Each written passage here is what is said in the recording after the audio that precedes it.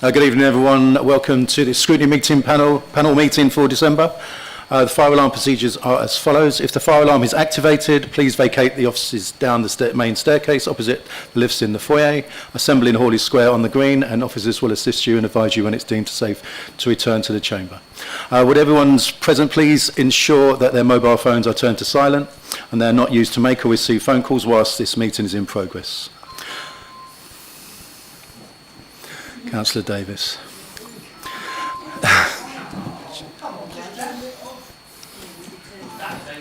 Okay, please note this meeting is being live streamed for members of the public.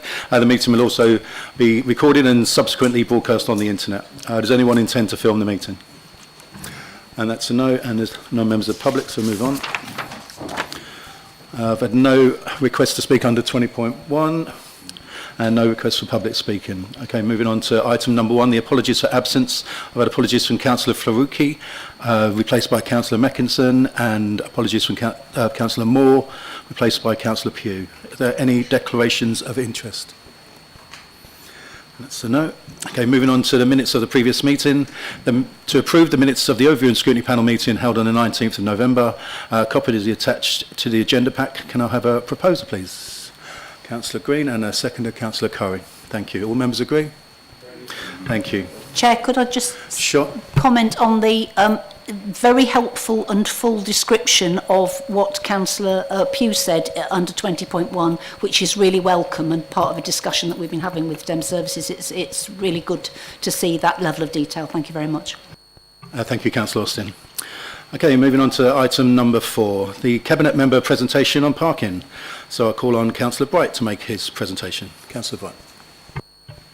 Thank you, Chair, and thank you, members, for inviting me this evening. Just a quick overview of what we'll be talking about tonight. I'm going to be going through the vision for parking for the next 20 years. So this is an overarching strategy that's due to last for quite some time. I'm then going to be going into some detail about how we think parking could evolve in the future. That will be focusing on and off street parking, and then talking a bit about how our residents have contributed to this strategy in their responses to our consultation, and then we'll go through some next steps, some quick wins, and how we're going to pay for everything. Next slide, please. So this is the only bit I'm going to just read out loud. This is our vision for parking. So the Thanet District parking strategy will ensure there's a high quality and appropriately located parking that supports economic development and regeneration, prioritises active and sustainable transport, and provides a positive parking experience for residents, businesses and visitors. So to go into some details, this is, as I said at the beginning, this is a comprehensive strategy on how we see parking developing across the district. It's divided essentially into 8 specific objectives. Well, they're actually quite broad objectives, 4 covering off-street parking, 4 covering on-street. They in turn are divided into 52 specific actions, which is 30 off-street, 22 on-street. There are quick wins in here that will kick things off and allow us to get started on this almost immediately, which I'm really pleased about, and I'm sure everyone's pleased about. This is a long time coming, and I think residents as well as members can be are more than welcome to expect some immediate action. After that, we have short, medium and long-term objectives that we'll be taking. Short is essentially 1 to 2 years, medium 2 to 5, and long term we'll just see how that goes and how that evolves over time. Yep. So it's 2044. This is a 20-year strategy, so I thought we'd go to the future and drive to Thanet. Here's Thanet. Wow, look at that. Someone's been on the AI. Moving on. So look, our car parks are enhanced. They're clean, they're welcoming, they have really good signage that people can expect to get what people know what to expect when they get to a car park, and they know which car park to go to. We've got the right people in the right place, paying the right amount of money. They're integrated, so they are integrated with active modes of transport. So whether it's e-bikes or bike garages or bike hangars with it, and parking within the car parks. Or whether it's car clubs so car clubs using it. They're future-proofed, so they're fully kitted out with the latest payment methodologies. People get an opportunity to pay the way that is most convenient to them. There's plenty of EV, and likewise, I think the car clubs fall into that as well. And they're balanced. They're sufficient to what the district needs. They are the right size, the right shape, and they're accessible. Yep. And in terms of off-street parking, our streets are well managed. We are charging the right amounts. People are very clear on what they could expect to pay, depending on where they are in the district. We are enforcing where needed. They're also cleaner. Our streets are cleaner as people are choosing to take more active modes of transport and are making greater use of electronic vehicles. Now, sorry, reminding myself. Our on-street parking is enhanced. It's enhanced with bigger spaces for accessibility, making sure that everyone has full access to on-street parking, and that the parking is in the right place, and that any residence parking permits, etc., are in the right place. And finally, they're less congested. Our promotion of car parks and people's use of car parks and them being a nicer experience will mean that there are fewer cars on the road clogging up the streets, and we'll be working with businesses and residents to get them off the roads and into our car parks. Yeah. So residents are fully behind this initiative. So, as you know, we carried out 2 rounds of consultation throughout the year, in the spring and in the summer. There were 4,866 responses to our consultation. Now, if you just look at the population of Thanet, it's something around 2% of the population of Thanet responded. As someone who works in marketing, that is a really high response rate. So it's clearly something that matters. There's a broad demographic behind response as well.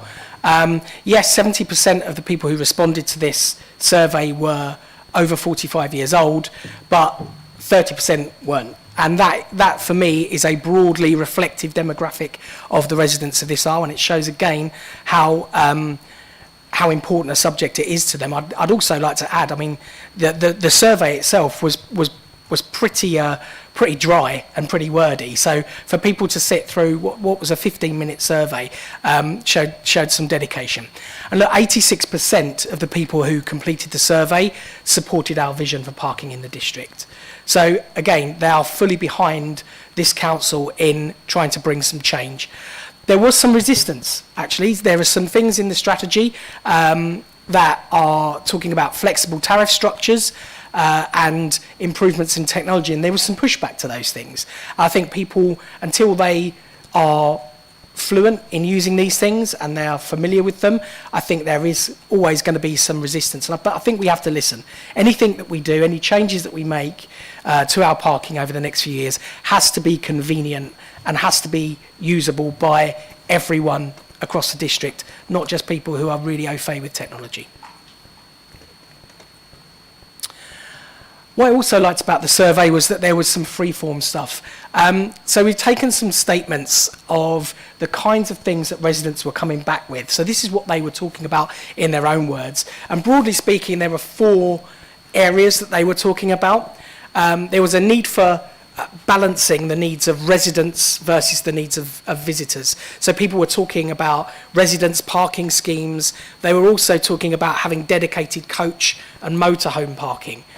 I think there was a general kind of, how can we make parking less brutal in a way? So people were talking quite a lot about how we preserve green spaces, have increased vegetation around areas, and people were talking quite often about things like solar panels over car parks, which I think is a really positive move as we move into the future, and we want to make better use of technology to be as green as possible. People were talking about safety. There was a real that they wanted to improve safety generally around our streets, so that will be things like cracking down on people who aren't parked in a considerate way, but also how can we improve the accessibility of our parking, and also what came up was a few comments about banning pavement parking. So as you all know from the conversations we've previously had, parking on the pavements isn't illegal. There are ways in which we can restrict it, however, by bringing in a traffic regulation order, which we are exploring. And again, I would urge all councillors to have a look at my nifty little spreadsheets and let me know what streets you'd like us to add to that. And finally, people want us to have efficient parking. So are we using our existing resources in an innovative way and effectively enough? And people need parking to be both accessible and, most importantly, affordable. It's no good pricing residents out of parking that they are, they're more than entitled to expect. Yep. So we're just at the start line. This is a 20-year process. So I'll be almost 70 when we can look back on this through misty eyes. On the 7th, so the immediate next steps are obviously tonight. It goes to JTB on the 17th of December. 19th of December, all going well, it will come to Cabinet. And on the 6th of January, when everyone's back at work, Penny and the team will be working on the implementation plan. And we're going to move from strategy to results. It's no good having an overarching strategy unless you actually, unless it actually yields actions. I've given there a very rare example of a great strategy ending up in results. And so what are the quick wins? Yep. So once we've approved this, we are going to have several tranches of quick win that we will be able to enact hopefully within the first year of adopting the strategy. The first is really around experience and behaviours. So I'm a firm believer in, yes, we need to up our enforcement game, and we've now got 10 out of our 11 enforcement officers out there on the streets taking action, but also I think we can influence behaviour. So we're going to implement a signage strategy to make sure people are aware of what car parks there are, how they can park, and what is there when they get there, so they know where to expect. You take the confusion out of parking, particularly for visitors in the summer months. You take out that confusion and that uncertainty of where to park, they're less likely to park inconsiderately. We're also going to look at website development. How do we make our website cleaner and a better experience for everyone to use? At the moment, it's quite organic. It's been piled up. I think if we strip it back and build it effectively, it will be much more user friendly. And we'll look into better feasibility for better coach parking. From an integration point of view, we will look at how we bring in more EV chargers, and most importantly, how we can get grant funding for those. We'll look at implementing a bike hanger policy. I don't know if anyone has been to London where you see the bike hangers on streets. That in itself will take on-street parking bays in some cases off the market, so we can apply them. And we'll look at the feasibility of car clubs as well. This is something that there is one active in Thanet at the moment.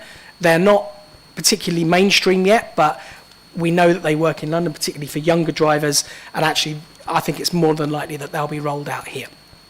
And finally, we're looking at updating some policies. So we'll formalise any parking considerations for new developments, making sure that it is a real thing that all developers need to think about. And we'll also do a full review of resident parking permits. And finally, here's some detail about where this money's come from. So the quick win implementation plan will be met through the existing annual parking budget. And I know there were some questions in the briefing last night, but I think it's worth just reviewing that all surplus parking income is governed by the Road Traffic Regulations Act 1984. So Section 55 governs how a local authority can use this surplus income and states that it has to be stored in a ring-fenced account called the Special Parking Area.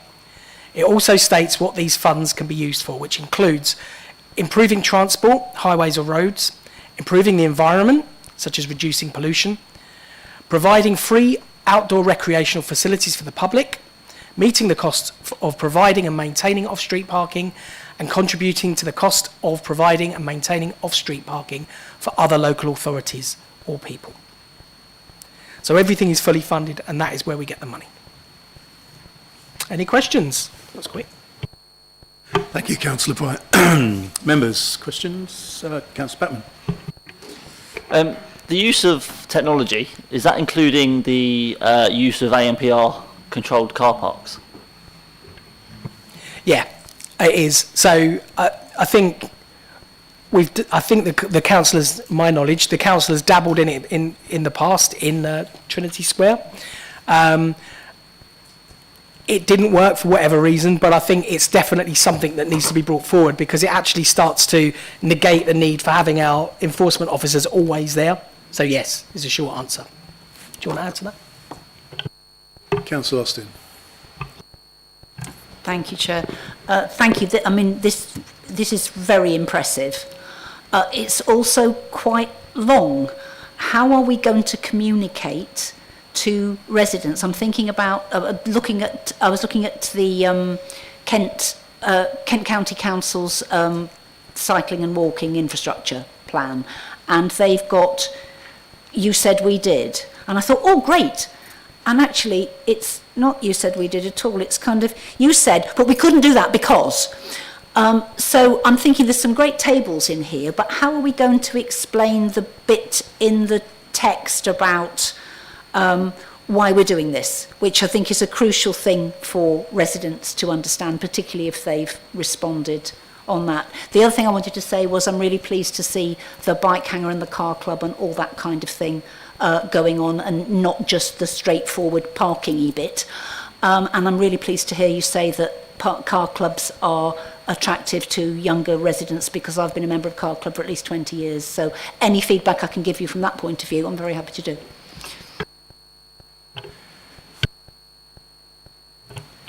So I mean, communication's key, right? So I'm fully aware of that. I think your point about "you said we did" and around the positive actions is a really good one. But I think this is full of positive things that we can do. I think, in all honesty, there are those short, sharp, quick wins. I think we do need to set out what the parking strategy is overall so people understand it, but essentially it's going to be bite-sized pieces of information. I think what we're really good at as a council, or we certainly have become better and better at it since I've been here, is releasing very short, very informative little snippets of information, and I think that's the way we're going to do it. I think we're going to have to just keep it top of mind that we are doing these things. Councillor Pugh. Yeah, thank you, Chair. Thank you, Councillor Bright, for that. It was really quite interesting. And I know that you presented to members. There was a briefing on this last night to members, and apologies that I couldn't be there. I had a work commitment, because I think it's, as you've said, this is really important for all residents, and it's probably one of the things that us as councillors, apart from housing, that we all receive in casework quite a lot of, is issues with parking. So it's long overdue, and it's great to see this. I'd like to echo what Councillor Austin has said, particularly about other things, rather than just talking about parking, that this is focusing on kind of EV charging and stuff like that.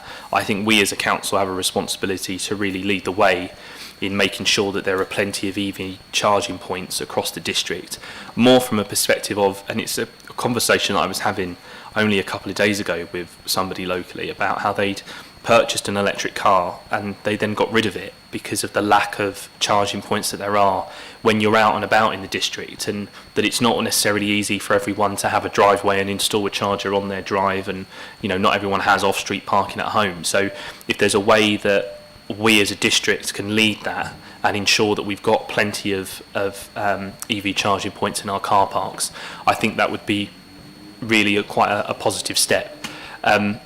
those kind of solar panels over car parks, I think are a fantastic idea as well, and they do it in other countries so much better than we do. I'm not trying to bash us as a nation, but if you go to kind of the Netherlands or Belgium or France, you know, they're absolutely everywhere, and I think again it would be great for us to be one of the ones that's kind of leading the way. Maybe as we're, apart from Dover, we're the second closest district to the continent, so maybe that might be a good excuse really. The other thing that I have is just a question, and apologies if it was something that you raised at the members briefing last night, but of course as a 20-year strategy, you know, that's a big time frame, and there's obviously quite a lot of ambitious stuff that we as a district want to achieve in this, but is there going to be the potential for there to be a review of the strategy in time? Of course, if we lock in now over a 20-year period, I know you've shared what looks like either an AI image or one that you've hand-drawn yourself. It's hard to tell. But it's a fair point in that actually, you know, things will change and the way that we all travel will change and stuff like that. And I know Councillor Packman has just mentioned about ANPR, and that's something that I'm a big favour of. I think Councillor Cupp would be as well, in saying that Minnis Bay Car Park, the sooner there's ANPR in that, the better, because you know, once we have things like ANPR in our car parks, you know, the knock-on effect is not only that we have, or the direct impact is that the council is then taking in more revenue, and then actually that takes a bit of pressure off of our own parking wardens when they're doing their rounds. But inadvertently it will also hopefully tackle antisocial behaviour, because you'll have less boy racers and people misusing the car park, and you know, so there's that added knock-on effect. So yeah, but thank you, it was a really good presentation. Thank you, Councillor Pugh. It's no good having a strategy if you can't review it, so absolutely agree with your point there. I don't think we've got to the stage where we've decided when and how we're going to review it, but it would certainly make sense looking at each of those kinds of stages where we had quick wins. You know, if by the end of next year we haven't made significant progress in what we are flagging now as quick wins, then we need to review how we're getting on with that. So I think certainly an annual look at where we are and an annual report, and I'd be more than happy while I'm doing this, I'd be more than happy to come back here and do an annual report on how we're getting on with parking, and what our progress looks like. But you're quite right, we don't know what the world's going to look like in 10 years time.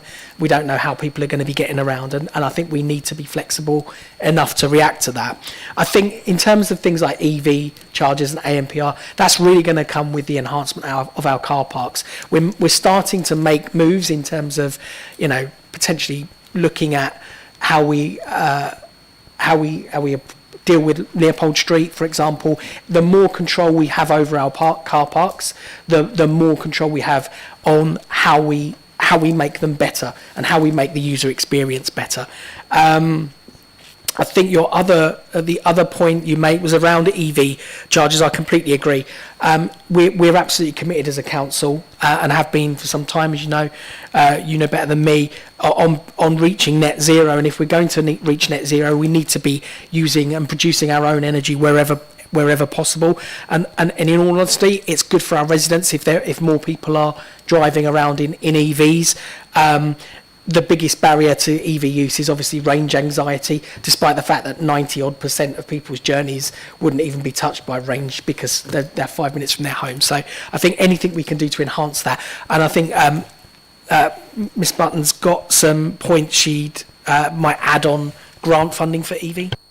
So we're currently working with KCC on grant funding for our car parks. So there is a grant available we've got from central government. We have been working for quite a number of months now trying to ascertain which parts of our car parks we are able to put EV chargers in. The amount of electricity they draw means that the cables that come into the car parks that supply them have to be at a certain level, which then puts the cost of implementation up, which then causes problems with the funding. So we're still battling out which places will be good. For example, Market Street car park already has some in there, but there isn't enough power to be able to expand in that particular area. So it's things like that to me it seemed easy. We've got some there, we'll just add some more. Didn't quite work like that. So we are working on that one. We're also in partnership with them. We've got some funding from the Levi Fund, which is for on-street charging points. That's it. It's very infancy at the moment. And that's why we need a strategy, really, so we can start working forward, or a policy, sorry, around EV charging, so we can start working forward across the whole district, and that's why one of the quick wins is there. So, yeah, we are pursuing as much funding as we can for this. Councillor Bright. Thank you. Thank you so much for this report. And I really welcome the strategies to just reduce the volume of traffic, really, in our towns, such as the zoning, the park and rides, and also the car clubs. Car clubs sound really interesting. I'm just wondering how they'd work. Is this something that TDC would manage, or does it really rely on community groups to set them up? I'm thinking they could be particularly useful at school run times to reduce school traffic. And on the subject of schools, are there any plans to incorporate working with schools to combat dangerous parking on school streets? Thank you. Thank you, Councillor Bright. If I can cover schools off first, and then we'll move to Penny for the second part, the first part of your question. In terms of schools, I mean, absolutely. I think the very first thing we talked about in terms of on-street car parking was the management of on-street car parking, and really that is the combination of better communications from the council, working with schools to make sure that the parents are behaving appropriately, and making sure that the right parking is available in all places. So this whole idea of integrating with active transport, whether that's walking, whether it's cycling, using our existing car parks, or working with third parties. I know that Councillor Austin and I went to visit Newington, and the Tesco's over the road allows them to use their car park, but none of the parents do. So I think it's a combination. I'm not sure whether it fits into the kind of strategy, but it's more the kind of actions that we'll be taking. Oh, and your second point was about car clubs and how they'll work. I'll just give an example of something that happened today, if that's okay, regarding parking outside schools. We received an official complaint today about one of our parking, or our civil enforcement officers, because the person wasn't able to drop their child outside the door to the premises because we'd moved them on. So we're starting to get that sort of pushback from people regarding enforcement around schools. Just an anecdote. The car clubs, it will depend on what the feasibility study says. At the moment, we're open to all sorts of options. I can't sit here and say that we'd be running a car club, or that it would be, out for tender or whatever. We'd need to look at what it is that would be required for the district, and that's why the feasibility study is in there to the first part, and then we can take it forward from there. Councillor Green. Yep. Thank you for the policy. I think it's of its time. I think it's great. I have two questions, if I may. The first is about finance. How much are your quick wins going to cost? And last time I looked, I was told that what used to be called decrim parking budget was allocated to refurbishing Mill Lane car park. Is that still true? Yeah, if you could tell that.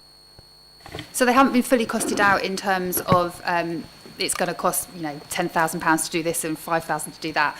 It's a broad overarching, roughly what we expect it to be, and it is within what our current budget is. I don't have the figures with me. In terms of the funding for the refurbishment of Mill Lane and Royal Harbour car parks, that's both of them, that's already been allocated. It's not all of our funding from the decrim, so it won't use everything we've got. There is still more in that budget, so yeah, it's all within what we've got. Councillor Davis. Sorry, Councillor Green, do you want to come back? Second question, I suppose it's about ambition, really. In our towns, certainly in Ramsgate, our car parks are just about our only underdeveloped space in our towns. And it should be possible, I would have thought, to develop them so that they're not just car parks, but they provide workspace and to enhance our town centres in terms of footfall and employment, but it's not in the policy. Is there a reason for that? I'll have a go, and then I'll pass over. If I don't answer your question fully, Penny will step in. But in terms of I think a lot of one of the key things is we've got to balance what is needed. So I completely recognise that what you're saying is there's a lack of development. I think there are ways in which we can enhance, say if you take Staffordshire Street, there are ways in which we can enhance that by making sure it's integrated with active transport. So you could actually have better EV charging, you could have car clubs based there, you could potentially talk to residents on the street that backs onto it, I'm not sure if that is Staffordshire Street, and allow them to maybe use it in order to free their street up. So there's ways that we can actually engage with businesses and with residents to free up the streets. So talking to businesses potentially about having access to the car parks instead of using, blocking the streets outside their premises. So there's a way that we can balance the existing car parks, but obviously if we do an analysis and the car parks that we've got are the wrong size or in the wrong place, then we can obviously work on different ways to develop that. Did you want to add to that? Yeah, so I totally agree. There are things within car parks that we can always do differently, and space that can be used for different things. And we have explored in the past, in my prior to being involved in parking, but we explored looking at top floors of car parks to do different things with. It has been done quite successfully in some London areas, and it's something we work with as a corporate management team to look at. So it isn't in here specifically because this is about how we manage the parking aspect, not how we manage the land. But if there's anything that we are working on in those areas, then it would be, stuff we can take forward. Councillor Davis. Thank you, Chair.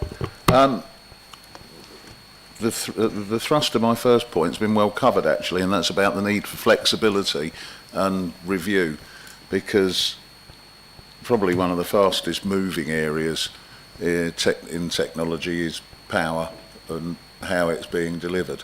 I'm well known for my concerns about EVs anyway, and the morals of lithium mining, etc. But let's stick to the outcome. EVs, I think, are going to be part of a mix we will always have for a long time, certainly longer than the long-term life of this. There will be a mix of technologies. Hydrogen issues at the moment, but who knows? We were in discussion yesterday. Obviously, technology moves, and nobody knew that how small phones were going to be by now or whatever. I think it's important that we bake into this from the outset the review process and how it would work as well, because as well as just reviewing where are we and seeing which stepping stone we've got to and if we're on schedule or not, it's important that we have, and there was a lot of talk in the chamber earlier in the year with the traffic light system, so that we take a breather, review the situation and decide whether to continue on that. And I think that's particularly relevant with the technological aspects on this, particularly given the costs and the difficulties of installing EV infrastructure, which is a real limiting factor. And if we go too heavy, and as I say, this is where I'm conflicted, because I understand, we all want the good outcome, but we could be ploughing resource into providing for something that we end up with not being catered for. So if I could please stress that, and not just the need for that regular, and I guess review is constant really because of that, perhaps stating where the review is what we're referring to. And I think, as I say, the type of review is vital as well. It has to give the ability to stop one thing, because that might be the great idea today, but in 3-5 years' time, who knows? That and historically, this council and many others are well known for blindly following a path, whatever the evidence says, and I'm one of the biggest critics of that. So, as I say, build in the fire breaks, build in the opportunity, and hopefully we wouldn't need to use it. With regard to the actual parking, there's an opportunity here, I think, also, if I could just throw it into the mix, And using lessons from the past, we can help. For instance, I'll give you an example, Ramsgate High Street. Ramsgate High Street's effective trading area, and it's never going to go back to that, but used to effectively go up to the bottom of Chatham Street. And I'm going back probably 40 years to say that now, because effectively it shrank back to the precinct. But there were thriving independent businesses. I worked in one of them as a teenager. But part of how that worked was that Cannon Road car park was Cannon Road coach park. And instead of trying desperately to drop people at the door, this leads on from what Penny quite correctly was referring to, we've become mollycoddled as a society. But we can help people with their health considerations and things. Put the coaches back in Cannon Road. When people want to then head for the seafront, they walk down the high street. Footfall. It's so simple when you think about it. And if there's footfall and people with money in their pocket, there's a very good chance that those shops might suddenly become much, much more viable instead of relying on handouts and in-between and temporary uses. So I think it's an excellent report, but its potential is perhaps bigger than is immediately visible. So if I could just say that, and we often refer to the, if you like, the glory days, part of that is just societal changes. If we go back to the 70s, probably most people arrived in our towns. Ramsgate's wealth has always come through the piers, but a lot of people arrived here on coaches and railways. And again, Ramsgate's got that unique advantage that the railway station's nowhere near the town. So, so it's great for health and fitness, and unless it's raining. But create that foot traffic, which we're all talking about, rather than motor vehicle traffic, and suddenly we get some of the old values back, if you like. And so I've rattled a bit there, but I think it's just and around the island, because again the coach parks were where they were and it functioned. Just had a little bit of an epiphany while we were sitting there. So thanks. So coach parking is covered here, and we will look at where the most appropriate sites is, and that's exactly the point. So for both coach parking and things like motorhomes, this isn't just about saying, look, we know we've got Vere Road in Broadstairs, and that's where people leave the coaches, and that is where they're going to leave the coaches for the next 20 years. This is about where's the best place to use them, and I think it's what you've done quite well there, Councillor Davies. You've identified the point that I've always thought as we were developing this strategy on changing behaviours as well. So not just purely. So what you're talking about is the positive aspect of giving people somewhere central to shop. One of the big challenges that we've had in the lead up to this has obviously been through the with the situation around Botany Bay. So something as simple as signposting people to Joss Bay car park and getting them to walk from A to B and calling it Joss Bay and Botany Bay car park, for example. When they get there, there are toilets there are shops there, they're spending money, and they're walking. So it's about delivering that active transport element. So absolutely we'll be looking at that, because it is going to benefit, and also thinking about where our train stations are for things like park and ride potentially. The other point you talked about was, when are we going to review? So we'll look at reviewing it probably every 2 years, not just because of how, I'm sure EVs will become more efficient in terms of how they're produced, how they're mined, etc. But I completely get your point. But also things like how laws evolve. There are things in the initial draft of the strategy that talk about providing e-scooters that we're kind of like, well, no, that's actually illegal. We're not going to do that. But it's being tested, as you know, in London. But there are going to be things that actually a new technology will appear, or a new laws will change, and we will adapt our strategy according to that. So absolutely, it's not set in stone. We will review it periodically. I'd imagine every 2 years, you say. So yeah. I think what we've got to look at there is set the goal in concrete and the plan in sand. When we come to the next item, when Penny introduces the strategy for adoption, then we can make a recommendation if you want to do it that way. Okay. Councillor Coe. Thank you, Chair. And thank you for the parking review and strategy, and it's good to see such a good response from residents. That's excellent. I think we all acknowledge that if we improve off-street parking, it in turn improves on-street parking. It's always a shame when you see car parks underused, and Andrew probably will know which one I'll mention now, but we've got a car park in Cliftonville, the Harold Road car park. We've got public toilets there.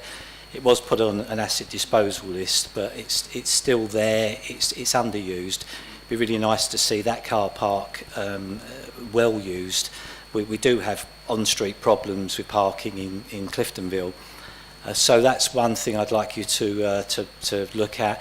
The perfect place for EV charging. As I say, there's public toilets there. It's a good sized car park. The other thing, it's probably a strange question, but it's talking about private car parks that are underused. We've got a car park by the Lido where there's quite a lot of congestion with car parking, but the car park's not used. I think local residents don't trust the car park, with obviously fines for overstaying their welcome, so to speak. Is there any way we can somehow liaise sometimes with private car parks that are not used? It's sat there and it's in a perfect place for residents, but it's just something I'd like to ask. Thank you.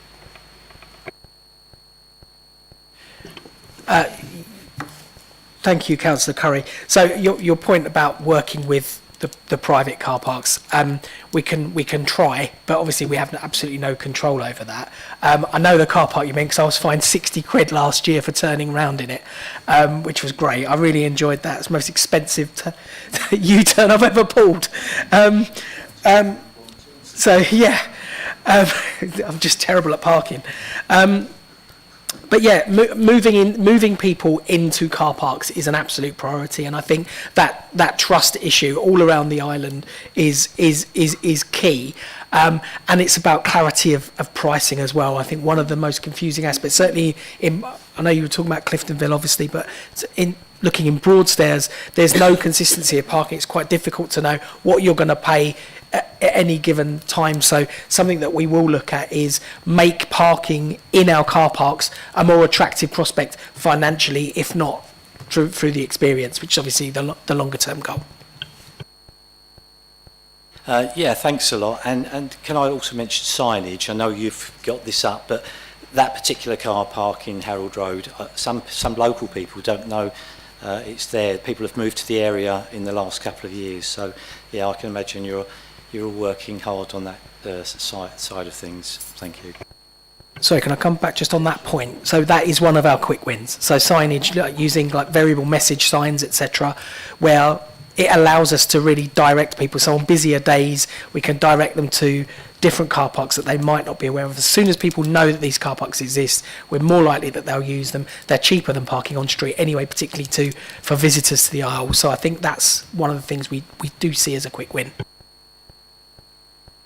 Oh, thank you. First of all, thank you to everybody, including the residents who did take the time to fill the form in. I had 3 attempts at the second one and lost the will to live on the first 2 occasions, but then had to bite the bullet and take myself back to uni days and just crack on at the last minute. And it is welcome, and it's way overdue.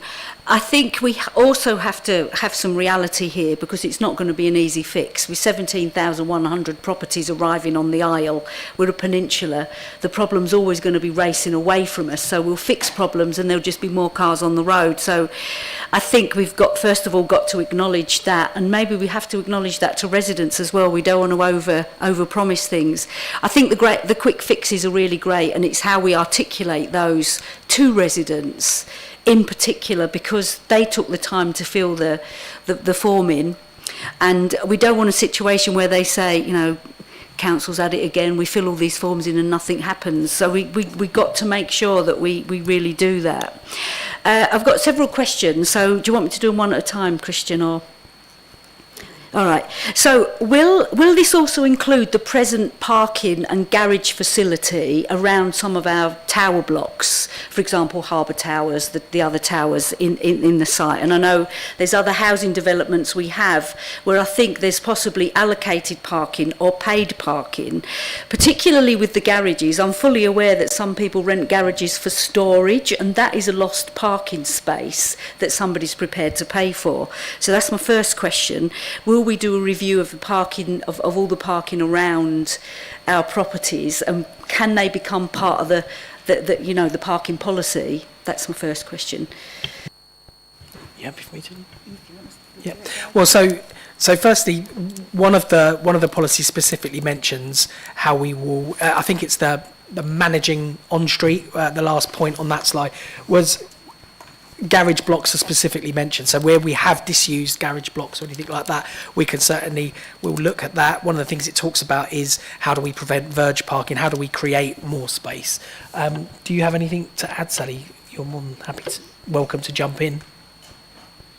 Go on, Sally. I am not sure I have much to add. I didn't think the HRA land was in scope for this. And we are trying to manage our HRA car parks and garages with our own policy, the estate policy that tenant leaseholder services have in place. And then managed on a very individual basis, because the needs and the culture of the estates that surround our car parks in different areas is incredibly different, and we have different needs. Is that okay?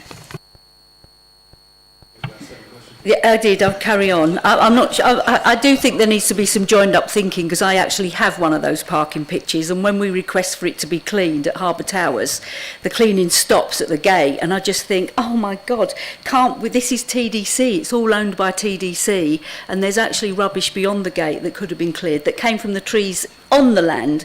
So I do think there needs to be some joined up thinking to optimise the solutions to some of the problems we're having in our communities. So I definitely think there's scope to have a further discussion on that front.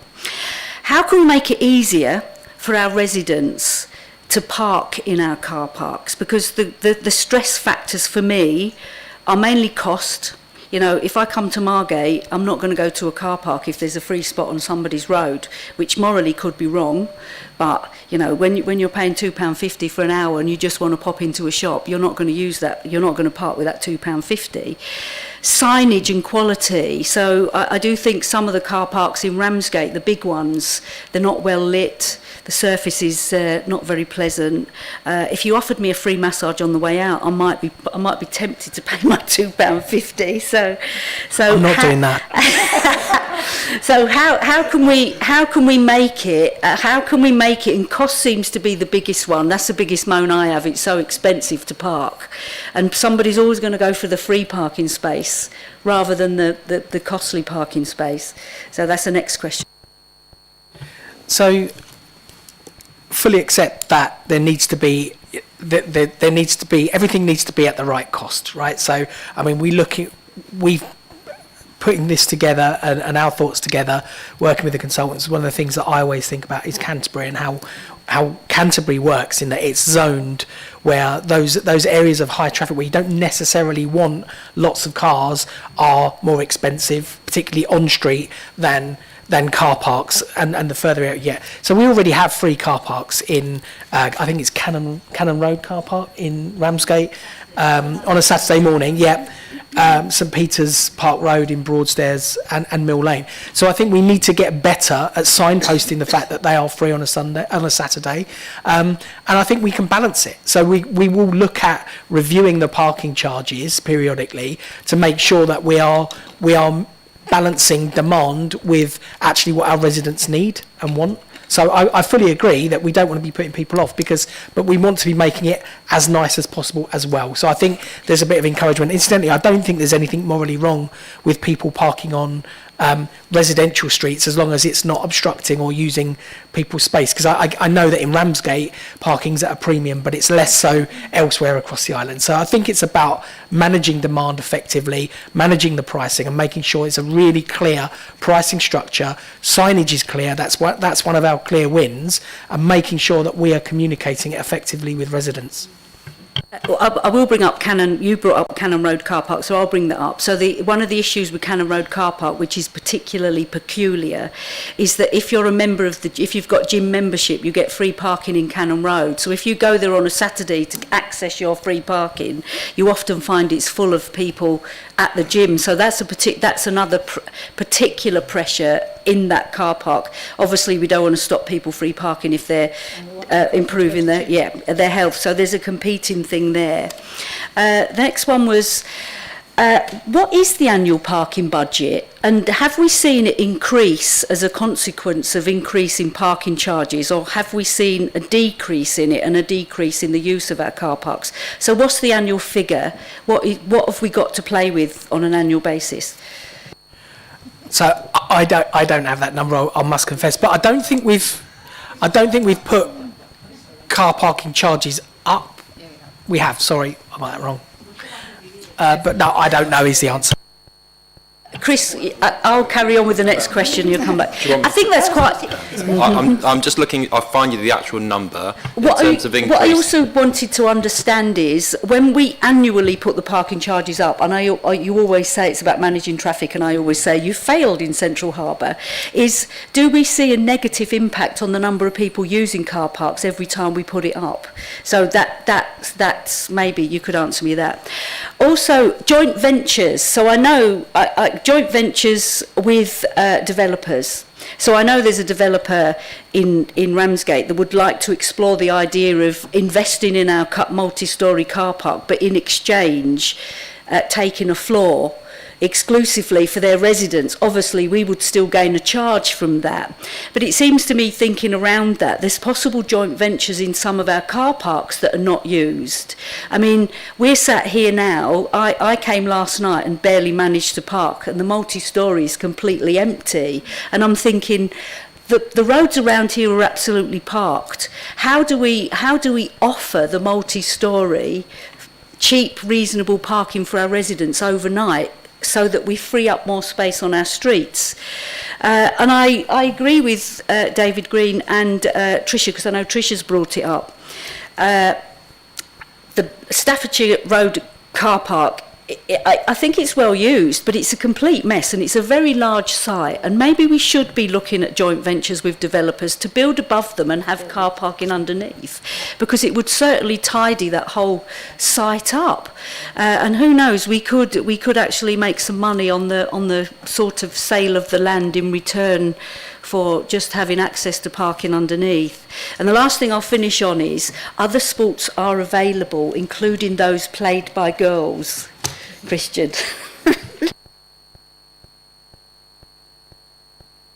Councillor Pugh.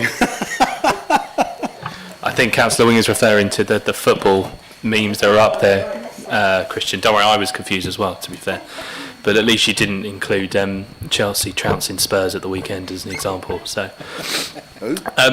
I'll be honest, I wasn't going to come back, but there was a few things that Councillor Wing brought up that actually have spurred me to say a few other things. So, the first thing, I'm not going to touch up on it, because I think everyone knows my views on what we should do with our car parks and development and stuff like that, and that's not what this strategy is about. So I think we can save that for another time, really. And Penny looks absolutely mortified, terrified when I'm saying that. So we'll leave that for another time.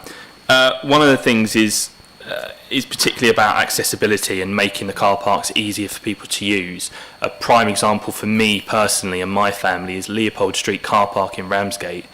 When my wife uses that car park with young children, there's only 2 child parent bays on the ground floor. There's disabled bays as far as the eye can see, and I know that they get declassified after I think 6 o'clock or something like that. But if it's on a busy day at the weekend and people are trying to do shopping and stuff like that, there's nothing worse than parents having to then walk their kids down the ramps with prams. And I think that's a missed opportunity, is that if anything to come out of this is that we look at, particularly on the ground floors of some of these multi-storey car parks, that we're better utilising them. I'm not saying we should get rid of disabled bays, but if there's a way that maybe they could be both at the same time so that they're more used, I think that would probably help, particularly encouraging people to come to the town centres. it was a point that was raised, and I think Councillor Wing mentioned it about Staffordshire Street car park, and I think, to be fair, Councillor Bright, you did as well, is about such as car parks like Staffordshire, where, you know, they're surrounded by residents, and if there's an opportunity for us, rather than residents to be parking straight outside their house, as you said, on that street, to the north of the car park, I think there's a row of kind of parking bays there on some of it. You know, if there's an opportunity actually for us to make it more suitable, more affordable for residents to park in the car park and use the car park, which is just over the road, and actually maybe that would free up spaces for more of these kind of bike hangers and stuff like that you suggested. I think that would be great, because it's a real annoyance of mine, and it's a good example that Councillor Wing gave, and I understand why we do it. But Mill Lane car park gets shut at night, and I was the victim last week of having my car locked in there, because I forgot that it was in there. But it's a prime example of, actually, you know, the streets around here are really busy, but the whole car park is closed, and, you know, we want to be making sure that people not only feel safe using that car park, but that they can use that car park whenever they need to. So if there's an opportunity to do that, that'd be great. The other thing is verge parking, and it's only because, Councillor Bright, you mentioned it. It's something that myself and Councillor Cupp have been trying to deal with in our own wards in Birchington North, because you've got residents parking on verges, and it's been creating a hell of a lot of mess of mud and all that kind of stuff. And we've had officers from KCC down to have a look at it, and the only thing I would say is that we looked at potentially trying to work out something where, if more unofficial kind of parking spaces were made on the verges, these kind of bays, then it would mean that the roads were more accessible. But one of the challenges we then found when speaking to officers at KCC was that the root protection system of trees is huge, as I'm sure you already know. But it was then also as well is that the knock-on effect of that you could do that, and even if you say get rid of the tree, it's really a bit of a Pyrrhic victory, because you're cutting down a tree to create a parking space, which I don't think anyone really wants.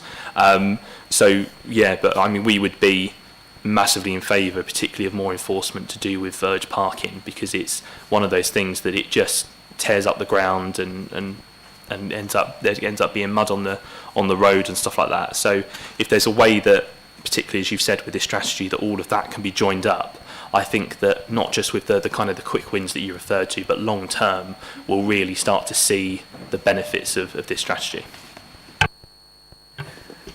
Thanks. There's a lot to cover there. I think most of it is kind of violent agreement. So again, let me know where those streets are, and we'll look at what we can do on that one. I mean, I think there's a combination there, but if we're tackling things like verge parking on, if that's not a verge, we don't want to lose the green space. We want to find out how we discourage it, and I think we discourage it by, there's other ways that do it that psychologically, like create a meadow out of it instead of having just a grass verge, because people aren't used to parking on flower beds.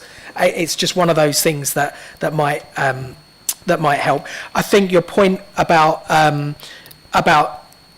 Leopold Street, absolutely, and I think that's part of the review that the team are going to be doing in how are our car parks used, how can we use them more effectively and get the most out of them. And if your point is correct, and we've talked about, Councillor Bright talked about schools earlier, if there's a way that we can make it more obvious and convenient to use car parks for all members of society, particularly young people, people with small children that are safe, then I'm all for it.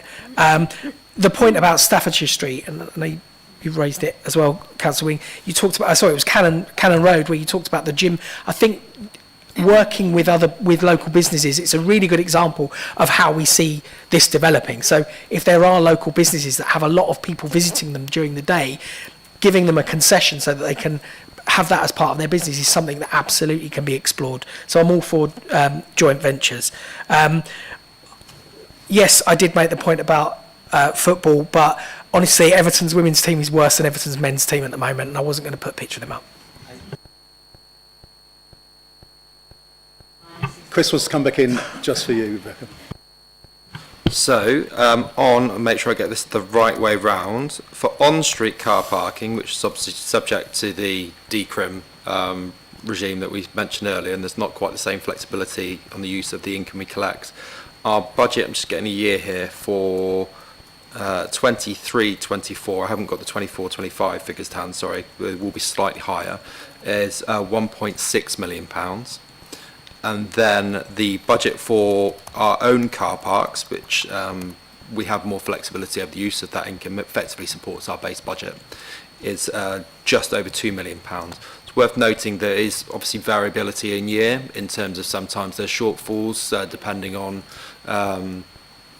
things like a pandemic can significantly impact parking income, but also other seasonal trends. So post-pandemic, we saw a big increase in car parking with more people taking staycations. This, when we set, as you sort of asked the question earlier, and obviously I make the statement, it's important when we're setting car parking charges to think about the impact on actual road users and the policy perspective behind that, rather than just being for a revenue raising perspective. The position we've taken as sort of policy recently is to maintain or increase it broadly in line with inflation, so that you're maintaining that impact. But other authorities have taken different steps. I believe one authority in Kent with Green Party on their cabinet are looking at 15% increase next year in parking charges, mainly for the reasons of reducing traffic flows into town centres. So, is that minus costs? Because obviously there's that's the income. That's the income. That's the income budget. So we have to out of that. What would be? And you don't have to give me this now. It might be quite useful at some point to spend more time on what we actually do with our parking money. But what I'm interested in is how much do we have spare to play with, in a sense? Yeah, not a huge amount. Yeah. A lot of it offsets the general, cost of running the council. So if you were to look, we do quite often on an annual basis when we're trying to explain to residents where money is spent, a nice pie chart that says you spend so much money on this, you spend so much money on that. From a net term, sort of expenditure minus income. If you do that with a pie chart, it's impossible because it actually goes in on itself, because you make more money from it than you spend on it in car parking. So it's supporting the general activity of the council per se. Yeah, but I can, if the committee would like to see it, or I can provide it to yourself. Those net figures, the figures that we publish on an annual basis, as we've got, there's a legal requirement for us to publish an annual parking account anyway.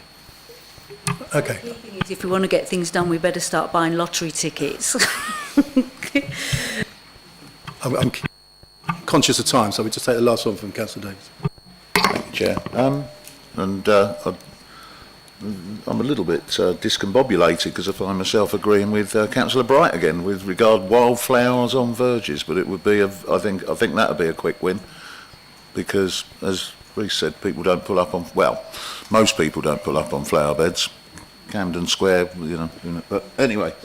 And also the revenue, it says there's an opportunity for public leisure facilities, so we might be able to accommodate Councillor Wing's massage parlour as she leaves Leopold Street. But all joking aside, one of the issues, and there's been mention of flow as well, and we talk about parking and think of it as very static, but it's about managing movement actually. And one of the things that frustrates people, particularly near some of the town centres, is they can't nip in and out, and they can't cut and run because the minimum fee is set for an hour or two, where a lot of authorities do have a sort of 10 bob for 10 minutes type thing. And I think that would actually potentially be very lucrative, because if I've got to stop at 3 places, I'll pay for that for a 10-minute ticket, but I won't keep paying £1.50, £2, whatever. And it does vary around the island, I believe, as to, I think Birchington's got a short-term thing, hasn't it? Or we used to have options. I doubt whether there's enough traders there now to do it, because there used to be the rebate system as well, that you would take your counterfoil of the ticket, and I think you'd spend £3 in Ramsgate at the time. Maybe that's a little bit antiquated as a way of doing things now, I don't know.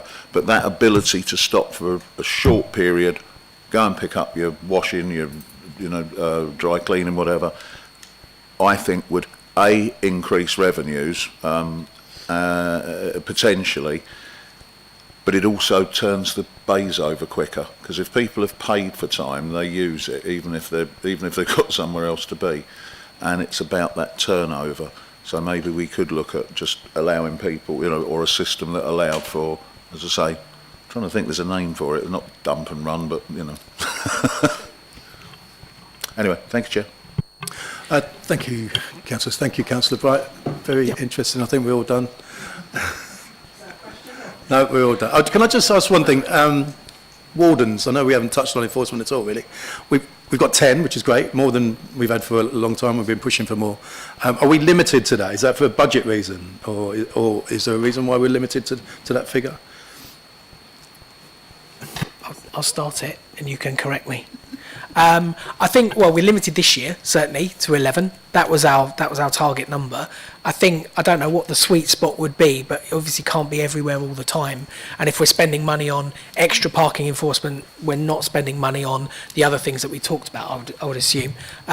So I think it's knowing what the right amount is and working with that. I don't know if you want anything.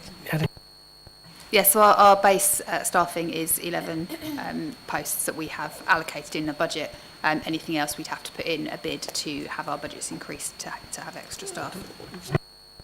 One more point is obviously it's not necessarily a great thing if we're giving loads of parking fines out, because what we really want to get to is a stage where people are parking in the appropriate place because they know where to park and they're behaving in the ways because we're giving them every opportunity to park appropriately. So it's not a kind of linear relationship between number of parking attendants, and I think we need to try to get to a sweet spot. Yeah, I fully agree. I just think people have been spoilt with the lack of enforcement in Thanet, where they just feel they can park where and when they like, at any time they like. And I just feel sometimes, 7 days a week, 2 shifts a day, 10 wardens doesn't cover the whole thing. Obviously, you need more weekends. I think evenings are becoming more of a problem these days. I don't think we should be limited. I think parking in the evenings in some places is more of a problem, especially in Birchington. We are plagued with pavement parkers and parking on WL lines in the evenings. Last night, after I finished the briefing, I went through Birchington. Within just the square and within 50 feet of the square, I counted 8 cars on WL lines all parked on the pavement. And that's at 9 o'clock, and they should be enforced. And also I know that Westgate has issues last week with their Christmas event where cars were parked for days when it's a 1 hour parking. They're just 1 hour parking limits are not being enforced at all. Although I do notice that somebody put on Facebook today, be careful, there's a warden noting traffic numbers down. Well, that's welcome. And I would just add again, if there are people parked on pavements, let me know which pavements. These are ones that have already got WL lines, so they should be being enforced already. And one thing I also wanted to touch on was, nobody's mentioned this workplace levy that's in the strategy. Concerns me that we're going to start charging companies with car parks to charge their employers to park there. So this strategy isn't the final document. There are things in here that I think need to be reviewed. Not everything that's in it will be actioned. There are a couple of things in there that I think we've both looked at and we've thought, well, that's not necessarily the way forward, and that would be one of them. Okay, sure. Just the illustration there was an out-of-town factory, wasn't a town centre factory, it was out in the countryside. I thought it was a bad illustration. Anyway, thanks a lot, Christian. Thank you. Okay, moving on to item number 5, which is the adoption of the parking strategy, and we do need to introduce the report with Ms Button. So, I'm going to start. No, I'm not going to say it all again. There are a couple of things. What I would like to say, and I appreciate your feedback on the report. There are a couple of things in there that I couldn't get changed in time for the publication of the document. So things like the fact there's e-scooters mentioned, which are actually illegal, so we won't be including that in the public document in the end. Obviously, we're not in the east of England, we're in the southeast. Just a few little things like that picked up on the fact that there's a comment about 4 town centres, or 4 towns. So there was no mention of Birchington. So it's just little things like that are still just being tweaked so that for Cabinet they won't be in there. I just wanted to kind of make those points, that kind of thing. It should have been changed, but missed the deadline, sorry. So yeah, I welcome any feedback, any comments, and then obviously any recommendations you'd like to make to Cabinet. Okay, members will ask to note and make any recommendations to that. So, Councillor Scobie. I was just going to suggest, Chair, that bearing in mind we're an hour and 10 minutes into it, and I think we've had a number of comments and feedback that we... Okay, thanks, Chair.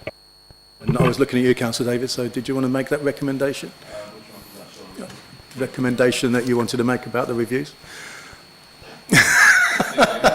Would you like to make it, Councillor Pugh? Yeah, I'll make. I was just in the. Don't worry, I'll make it on Councillor Davis's behalf. I think I'd like to make put forward a recommendation or propose a recommendation that when this goes to Cabinet, that it's seriously considered that, and I appreciate Councillor Bright has said about, you know, the quick wins and reviewing that, but maybe that if this is adopted, that, you know, it's a fix, there's a 5-year review that's kind of factored in because of how the changing nature of how things could potentially change in the future with parking and travel and all of that kind of stuff. So that's why I would like to recommend.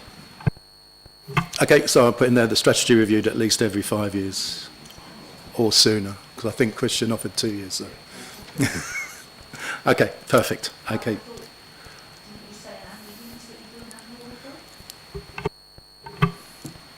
I think we would invite. We're going to invite you back. Yeah, I think year. that would be more of an annual report to say what we've been up to. But the review, I think, will need to be kind of. We'll have to look at each strategy, and I think that's more appropriate to do. Yeah, we'll definitely invite Councillor Bright every year to scrutiny. Okay, perfect. So, do we have a proposer for the adoption of the strategy, Councillor Austin? And Chair, point of order. I think we've had this the last 3 or 4 meetings.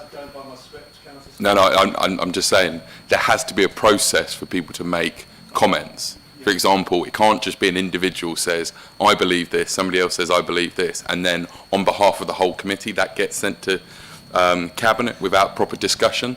There has to be a proposer, a seconder, there has to be a vote on that for every single one. I don't disagree with what Councillor Pugh said, but it's a process issue we get every time, because at the last meeting we had the slightly farcical thing where an individual member's comments were sent to Cabinet because we couldn't get agreement from overview and scrutiny, which is nowhere in the Constitution. So I want to make sure, on a point of principle, point of following the rules here, that we follow the process. Okay. Do I have a proposer for the recommendation? Councillor Davis, and a seconder? Councillor Pritchard, do we all agree on the recommendation? There we go. Okay. Moving on. I am going to move the agenda around slightly, so we're talking constantly about parking. So we're going to put item 6 off for a second and move on to item 7, which is the option to purchase the car park in Ramsgate. So I call on Andrew Plant to introduce the report. Thank you, Chair. This does lead us on nicely from the presentation on the parking strategy, so thank you for the agenda shuffle.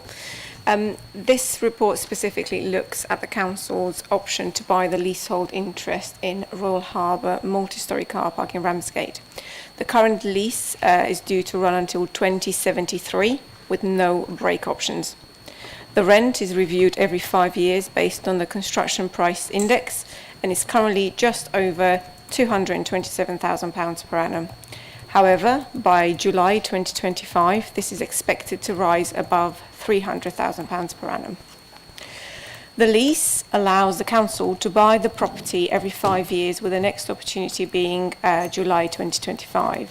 The purchase price would be 12 times the rent, which is currently estimated to be circa £3.6 million plus VAT, although VAT can be reclaimed if the car park use continues. The council would also need to conduct legal and survey checks before purchasing, so costs may vary slightly depending on the level of work required. The main reason for purchasing the car park is the significant long-term financial saving it offers.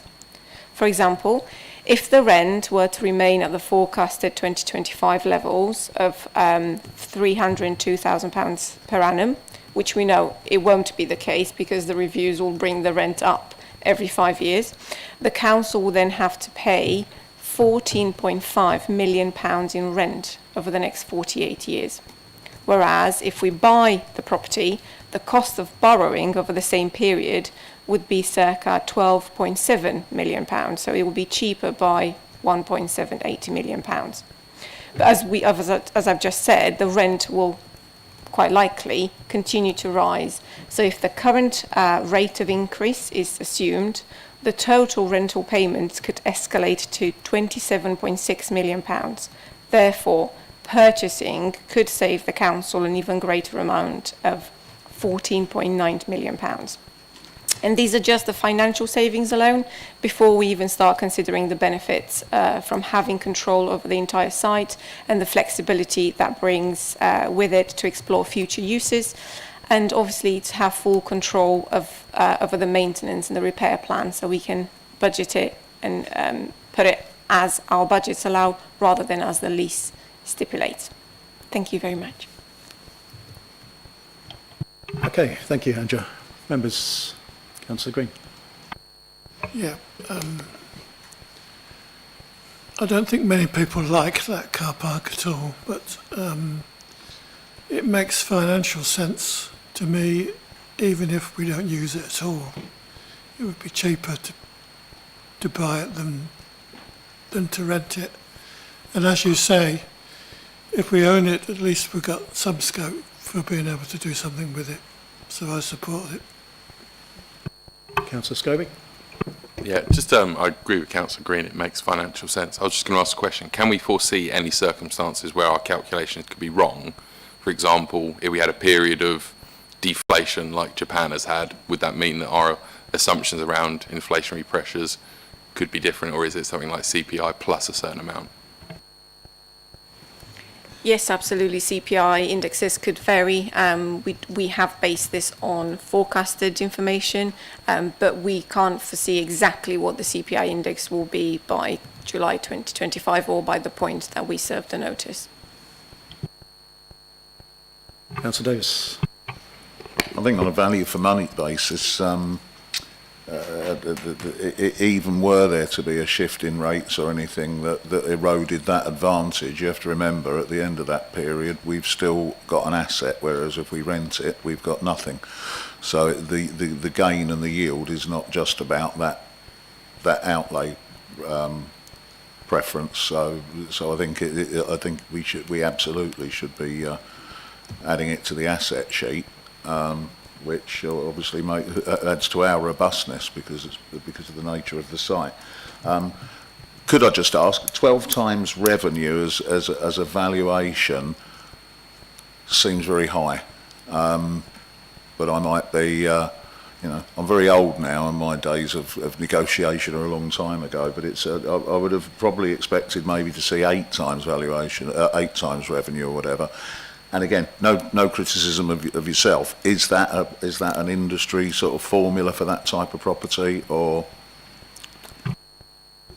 Thank you. That's not the basis of the valuation. That's the lease clause that says what the price would be to exercise the option. So there is no.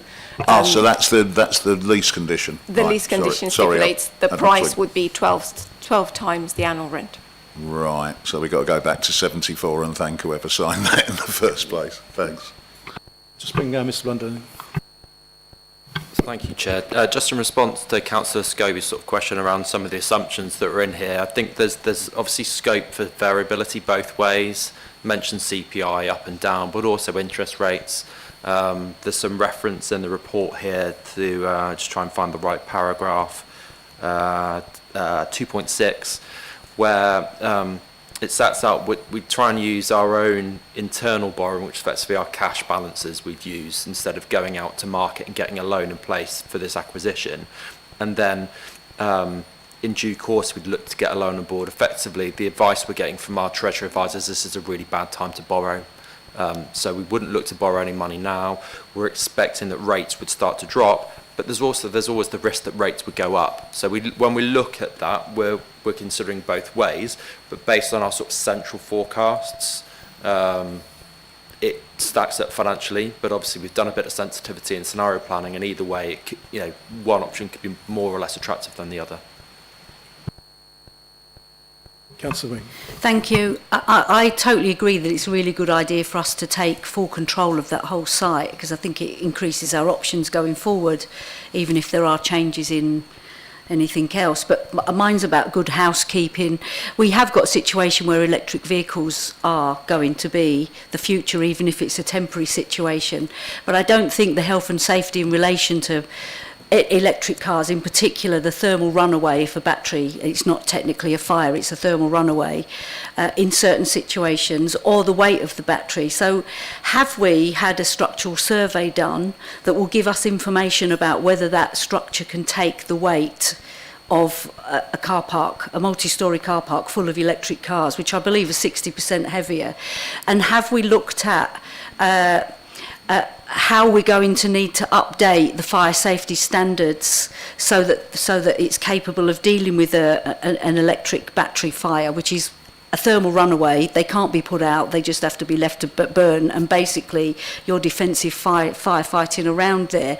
And I don't think there's been a proper investigation as to how the situations that electric cars will be in, how they can be dealt with if there is a battery fire. And those are the two things that would concern me, which would probably have a knock-on effect to our insurance. There's been numerous files, including one at Luton Airport, which I think has been quite significant.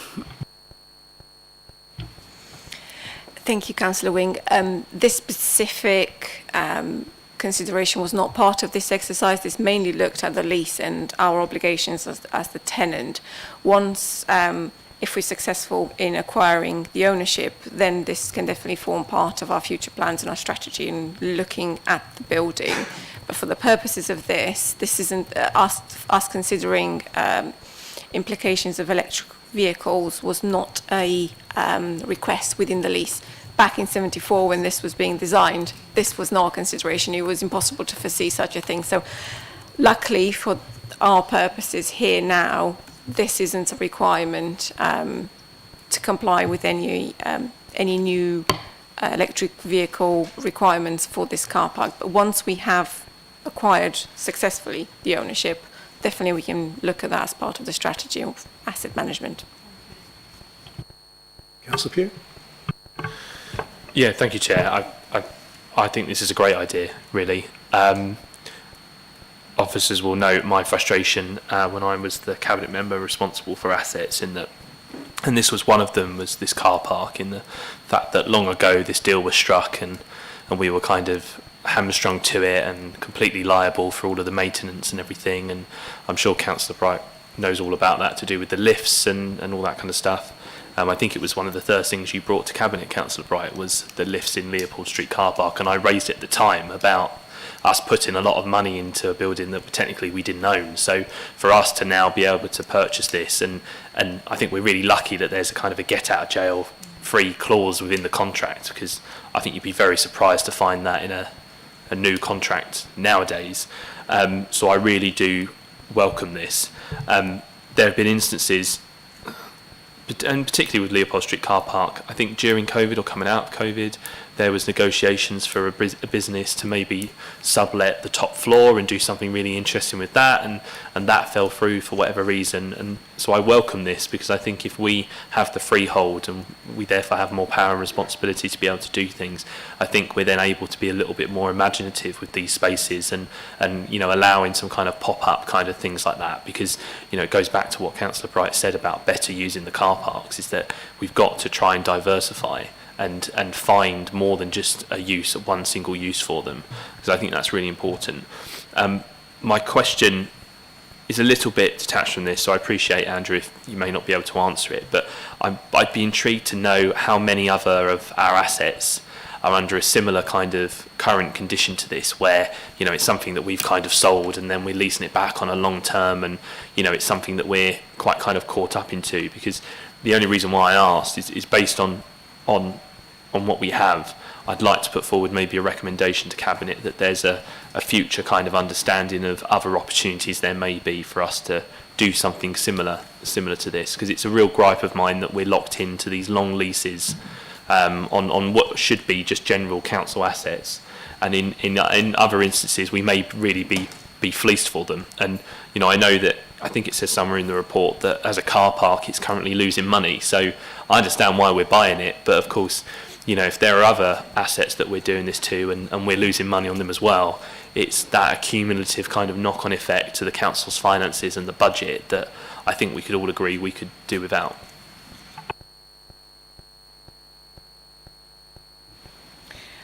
I will have a look and tell you exactly the number of assets that we lease, we don't own. I can't promise you there will be exactly similar scenarios where we would have an option to purchase that asset. It will require individually looking through each of the leases, but there are plenty of assets throughout the district that we are not the owner of. We utilise them for our operational stock. Some of the toilets spring to mind straight off the back, but we do have a number of, and we have got a list, and I'll get that across. Councillor Austin first. Thank you, Chair.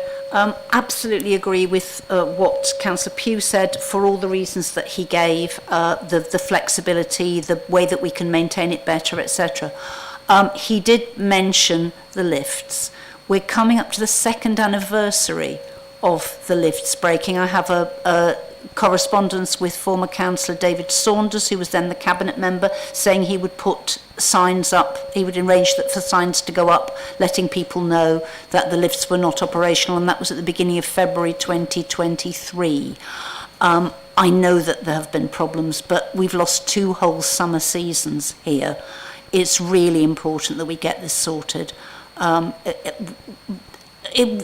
Councillor Pugh mentioned this is a car park that's losing money. Well, that may be one of the reasons, because people can't actually use the higher floors if they've got mobility problems, or if they've got children with them, or pushchairs, or whatever.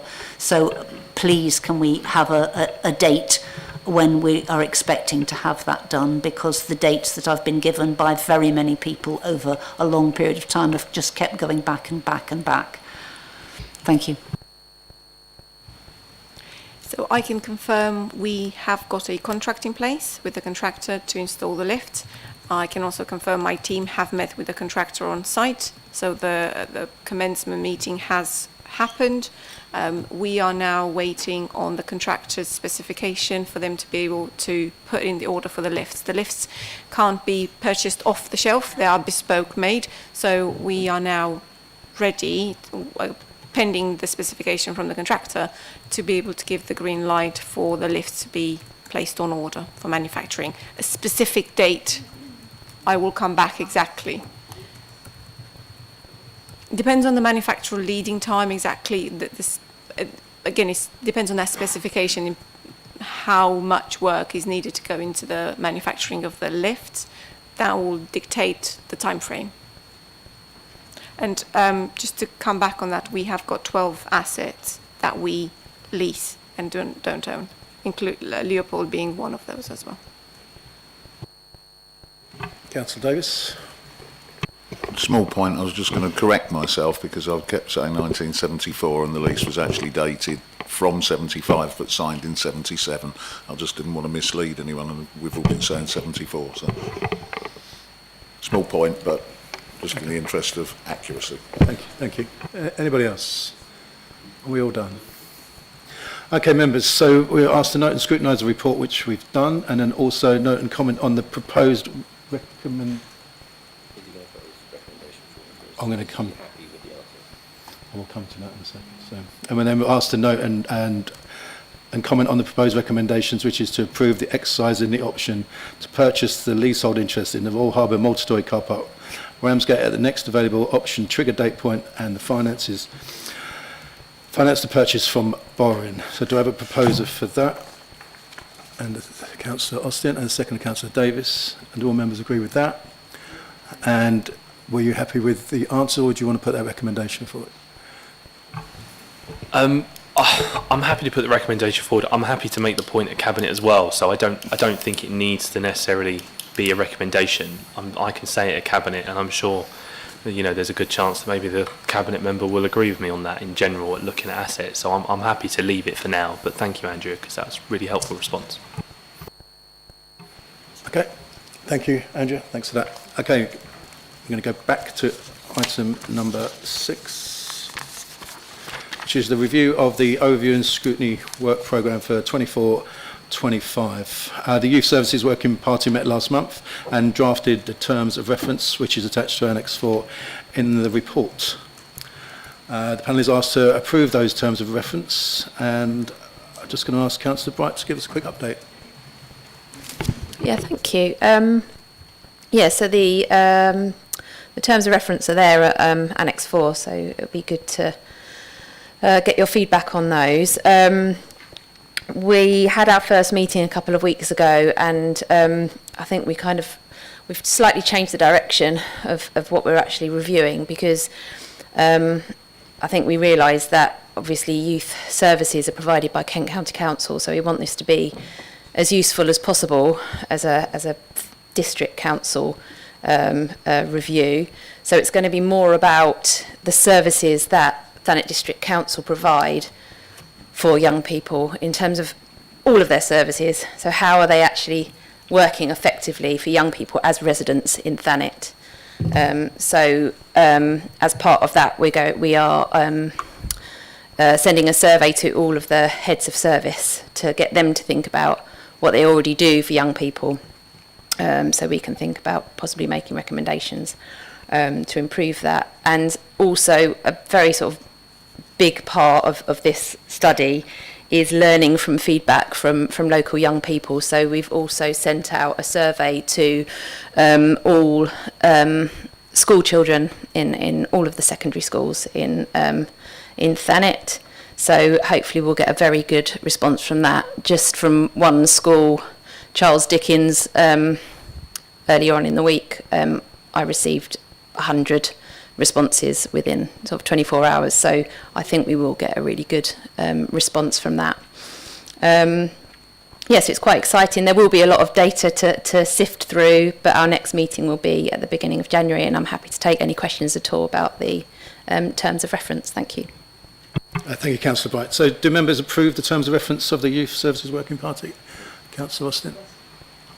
Yeah, on the terms of reference, or? Yes. Okay.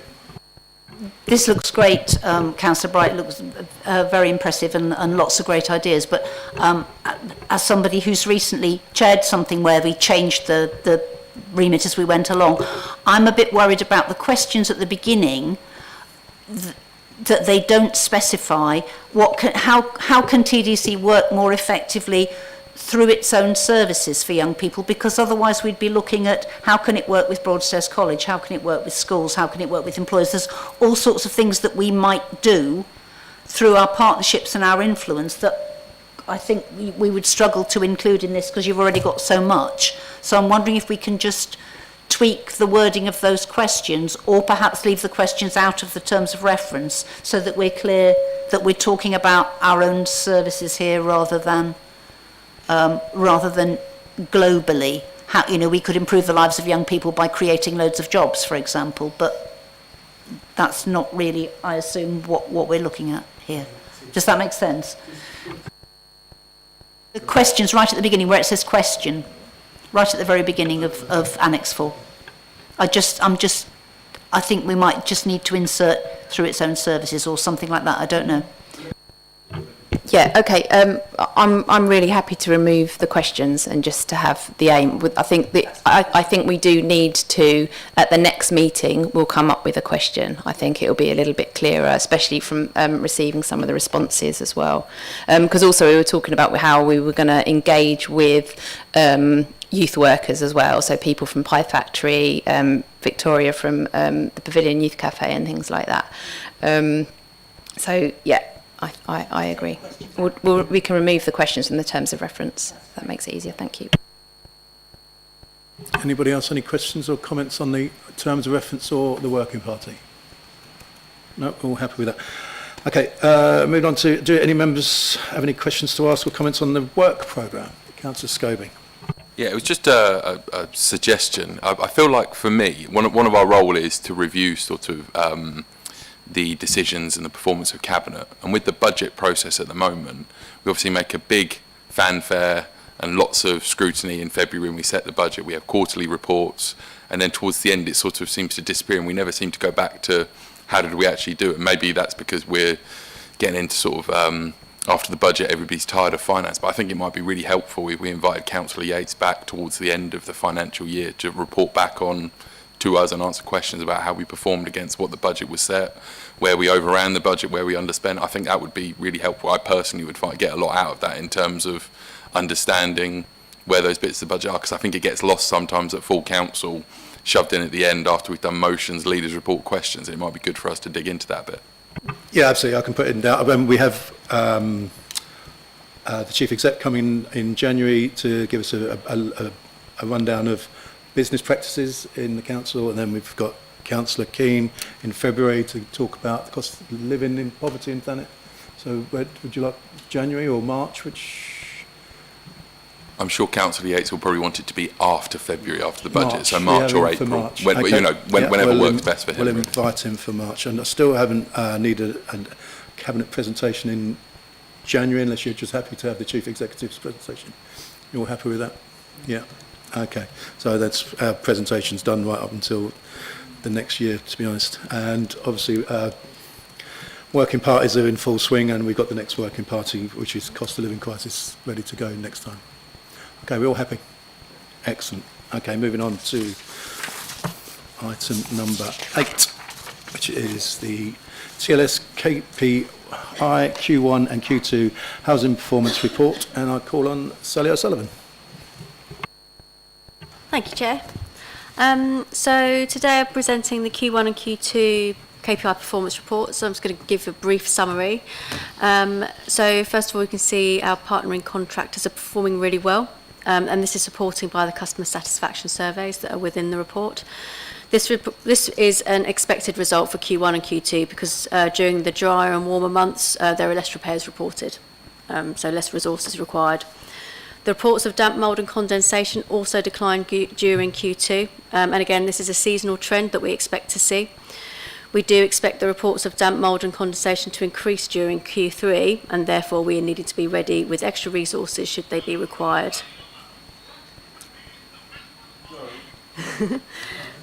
Our capital spend doesn't reflect our progress by the end of Q2, and this is because even though we've completed a lot of cyclical programme work, this won't get invoiced till Q3. There are 3 capital projects that have been delayed. The lift refurbishment at Invicta House, and this is due to requiring an application to the Building Safety Regulator. Royal Crescent, as we are working towards contract award, and Churchfields. This project is now due to start in the new financial year. At the end of Q2, the tower block project is where we expected it to be, with 2 big milestones being progressed. This is the award of the design and build contract to Mears and the submission of the building regulator applications, building safety regulator applications. These applications actually present our biggest risk to the project timeline, as this is a completely new process for us, and the building safety regulator itself is brand new. Our void performance saw a dip in Q2 with an average of 43 days to re-let a property, and this is mainly due to the complex voids being completed within this period. Our arrears performance continues to show a positive trend at 3.05 at the end of Q2, which is a 0.19% improvement on the previous quarter. And this is the second time the ASB dashboard has been presented. We're currently just presenting and stating the facts, and as the data set grows, we'll be able to start to see trends so that we can use it to inform the way that we approach antisocial behaviour.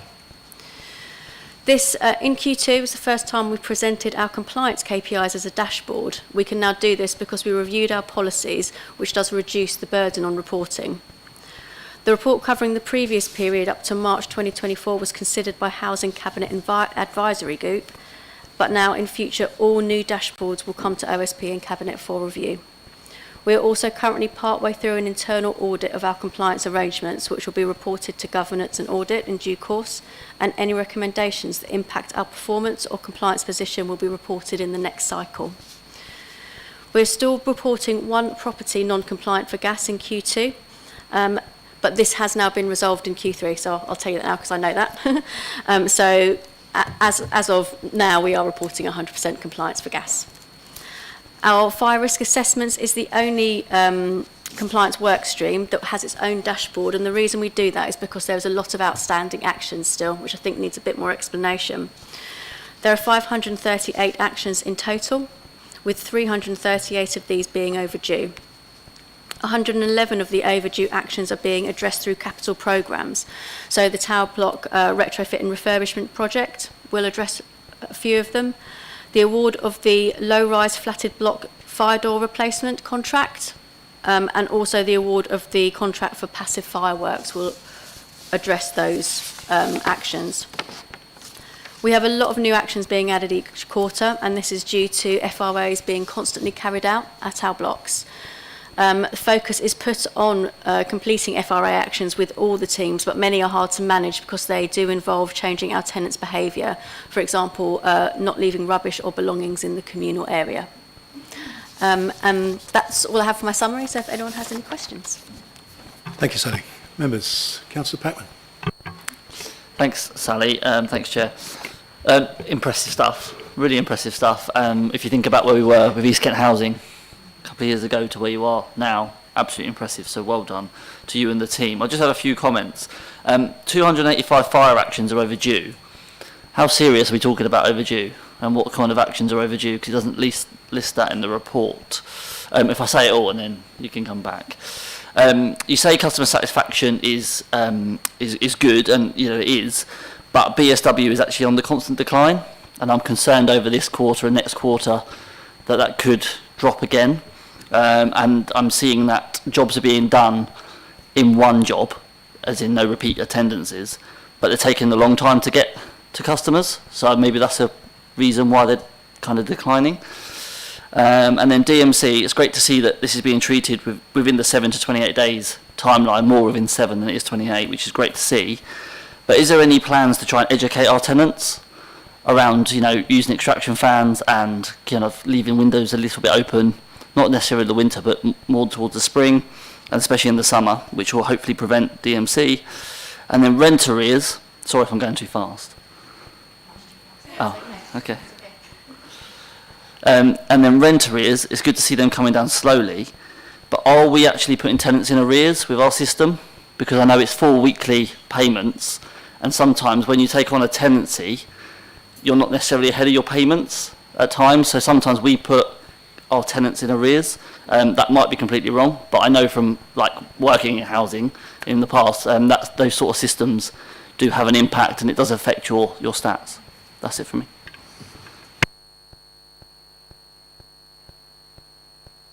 Right, I may not have got all of those down, but I'll try and answer them, and if I've maybe not quite got it, then I'll come back to you to re-give me the question. So if I go bottom to top, the rent arrears, we don't put our tenants in arrears. There is a focus on new tenants and assisting them with their application. We also get tenants to be 1 week in advance, at least, with their rent. So that is one of the reasons why our arrears figures are so good and continuing to improve. Also, I think the fact that we are improving really slowly is steady and it's sustainable, rather than seeing quick improvements which then go back on itself. So it's a continued sustained improvement. The focus of that team is to make sure that our tenants are fully supported to sustain their tenancies and manage their finances, and not to go into arrears and be comfortable. Right, the damp and mould question. So the way that the policy works for damp and mould and condensation is that every time we go out to a resident, we have to produce them a full report. As part of that report, if education is required in terms of ventilation and heating, then that is given at that time, and we also have a leaflet that we hand out to people. The leaflet is given to people at time of new tenancy, and also if we do any kind of events on our estates, that leaflet is available there. So it's kind of education as the issue crops up, and we produce the report. I think that was all the bits that you asked for the damp and mould, wasn't it? BSW going into decline with their customer satisfaction. Hang on a minute. So I'm looking at the Q2 BSW customer satisfaction, and it is on the increase at the minute. So March it was 87.4, June it was 87, and in September it was at 90.5. So that's an increase in customer satisfaction. Sorry, I must have missed the 90.5. So. No, that's okay. Yeah. So. Oh, I see. Yeah, because from 87.4 it's gone to 87, then up again. So we will keep a really close eye on them, of course, as we go into Q3, because as the weather, as people start turning on the heating, the increase of jobs does put pressure on the service. We expect them to be upsourced and ready for that. And they look on the face of it as they are, but I expect the proof will be in the pudding when we come to the end of December and see those quarterly results from them. Yeah, thanks. I just wanted to make sure, because I know in previous years BSW have been under a lot of pressure to meet demand, so I just want to make sure we're going into the winter prepared. Yeah, no, we always have those conversations to make sure they have the resourcing available to us. And the other one you talked about was 285 actions overdue. Now, what I can do is I can briefly talk about the actions that are overdue, but I can also send to you a breakdown, because I look at a breakdown of the actions each month to make sure they're being addressed. Some of those actions are quite old, dating back to 2021, and they are mainly the planned works actions that I talked about. The ones that we have at the tower blocks have been outstanding for a while. When they're wrapped up in capital projects, they take a long time to come to fruition, as we know. Some of the other actions, even though they're overdue, the time scale for getting them resolved is quite short. So when we look at people that leave stuff in the communal areas, we might have a month to be able to resolve that. But when we are taking legal action on someone or putting tort notices on, it can take longer than a month. Because of the continuation of the amount of actions that are put on each month to us, we are always reporting overdues. But I will provide you a clear breakdown of what we have to show you all those. Yeah, thank you. As long as you're happy that there's no serious outstanding stuff, especially with the Grenfell legislation kind of being spoke about last week in Parliament. So, thank you. Councillor Wing. I think mine's a quick one. So I haven't heard anything from residents, so I'm assuming we've resolved the issue. So it's Royal Crescent. Have we resolved the concerns of the residents who own their own properties in relation to the cost they will be required to meet?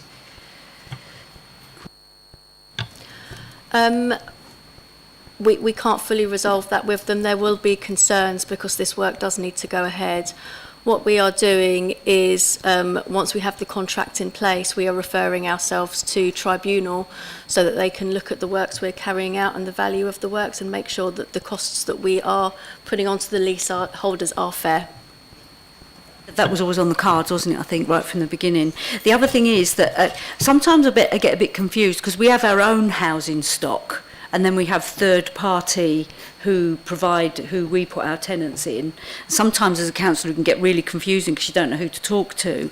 So, but here I want to ask, do we oversee some of the stuff we do with our own housing stock? Do we oversee the third party organisations that we use to check that they're compliant with gas, fire safety, etc.? Or do we just assume that they are compliant? Shall I take that, Sally? Sally's team, Tenant Leaseholder Services, only deal with stuff that we own. Although we have recently rearranged the way that people pay for their rent if they're in temporary accommodation, and Sally's team, because they're so good at collecting rent, as you've seen from the performance indicators, they've taken on a rent collection role for people that are in temporary accommodation. But for the third party providers of temporary accommodation, that's what you're talking about, isn't it? I'm talking about so Orbit provides housing. Oh, okay. Okay. It's social housing, not temporary housing. In terms of Orbit, then obviously they are a completely separate organisation. They are a regulated social landlord in the same way that we are, regulated by the regulated social housing. And they have to report their performance to them in the same way, and they have to consult with their residents in the same way that we do as a landlord. But Sally's team doesn't have any oversight of what they do. We do have some responsibilities in our private sector housing team. Private sector housing team is in housing and planning, so reports to Ashley, led by Richard Hopkins. So if another registered social landlord fails to do their repairs, for example, we can take enforcement action in those cases. But obviously that is very separate from what Sally's team are doing for our own housing stock. So this is just a communication thing, because if I get a complaint from a resident or a concern, Ashley, I think I've sent you one, we don't know who to send it to, so I automatically go straight to you, Bob, or straight to you, Ashley, which is a waste of your time because there's probably the right person under the housing team, which is so large. I'm aware of Empty Properties Officer, I know him. I mean, basically, if you're a councillor, you go to the global list. It was hoarding I tried to find, so I typed in hoarding, and sometimes the officer would pop up. It would be really useful if we could have who we talk to. The issue at the church is obviously a third-party provider, but I had to send Bob you an email. I mean, you've got so much responsibility. I don't think you should be dealing with a hole in a fence.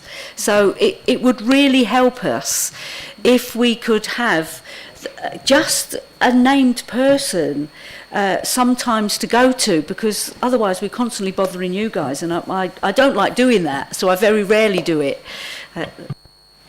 No, I think it's a good point, and I know that Hannah's team are working on a structure chart for the whole organisation, which with the intention of sharing it with all councillors, and that will include the kind of list of responsibilities across each service area with some key contact people, so that when you've got an inquiry, you don't have to chase around. To find out who's responsible for that. It should give you that kind of guidance. So we are working on that, and I'll let Hannah know that question's been asked again this evening. We'll try and get that out as quickly as we can. Have we got any time? I'm sorry to go on, but it wastes our time, and I can't tell you how frustrated we feel, and actually embarrassing, because I've got to go to Bob again for this broken fence. It's just utterly pointless. It's a pointless waste of your time and a pointless waste of our time. Yeah, it was a question when, I think, was when. I don't know in precisely exactly how that's going along, but I will find out for you and let you know.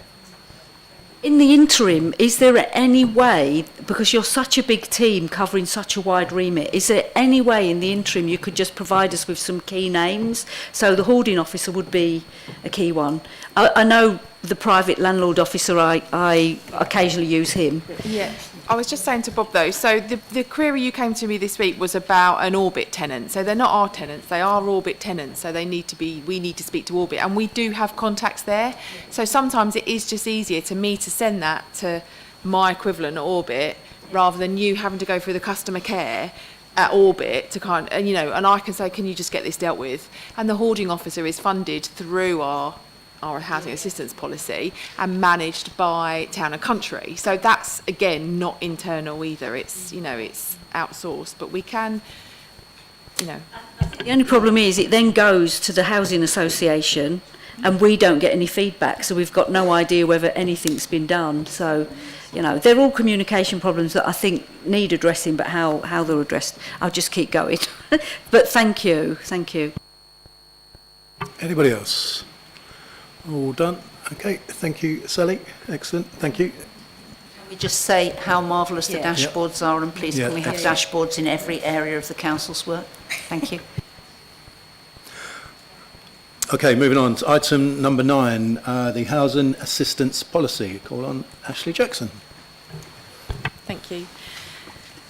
So councils across England, are required by the Housing Grants, Construction and Regeneration Act 1996 to offer disabled facilities grants to people who qualify.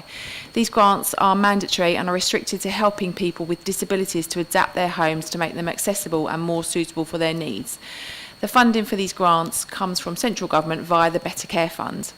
If a council wishes to offer financial assistance towards anything other than DFGs, they have to adopt and publish a housing assistance policy, which gives full details of the assistance they will offer to householders in their area for property adaptation, improvement or repair.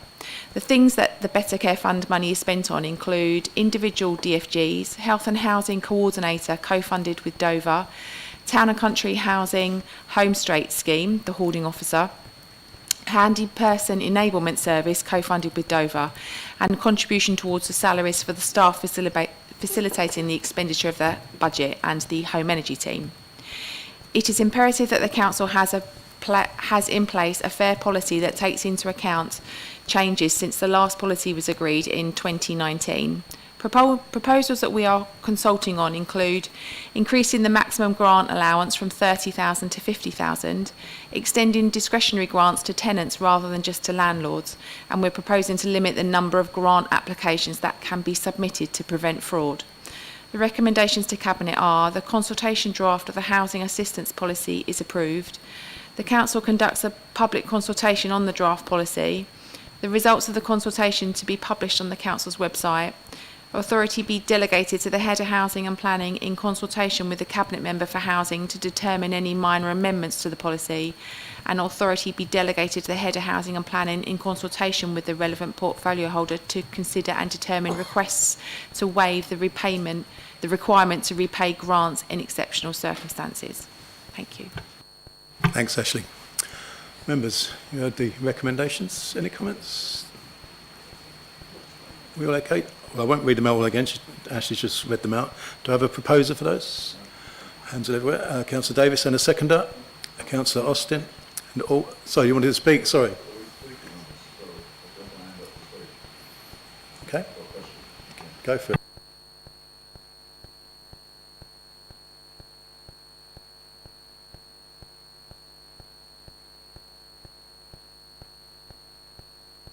Couple of questions.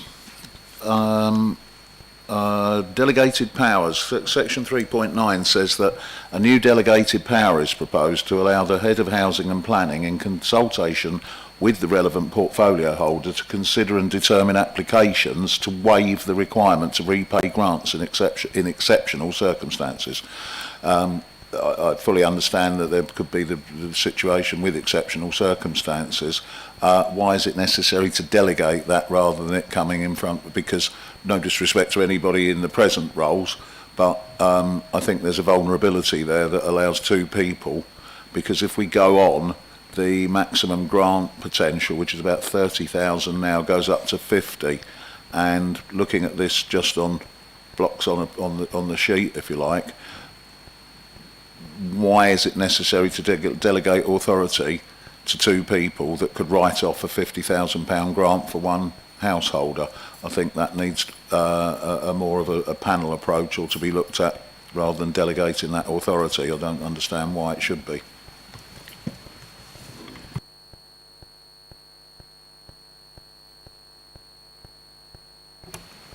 Is that a question? I think so.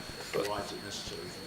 Why is it necessary? Well, I think there's a couple of things to say. So firstly, grants, they're grants, they only become payable in very specific circumstances where, for example, if the person that received the grant decided to move from the dwelling and that sort of thing, and quite often they're very few and far between those sorts of cases. So, they are usually quite extreme and difficult personal circumstances that mean that a disabled person has to move to another address. And quite often, and we do have the power, that discretionary power at the moment, to waive the requirement to repay a grant in those circumstances if it would cause hardship. If that family didn't have sufficient resource left after repaying their grant to find themselves somewhere suitable to live, they're the sorts of cases where we've waived the requirement for that grant to be repaid. I think we've only done a handful in the time I've been here, and they are really quite difficult circumstances. The other thing, of course, to say is that the circumstances are also confidential, so we need to be mindful of the fact that it's really quite sensitive in information about the individuals involved.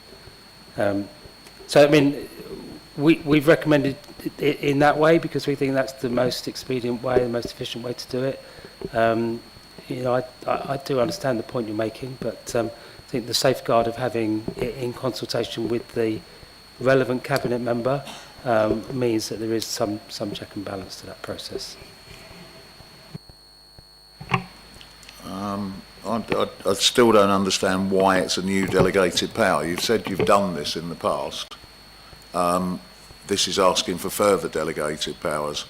Now, if there's a protocol that is working, then that's all well and good. But I see a vulnerability in this, and the question is, why is there a request for a new delegated power if you can already do it?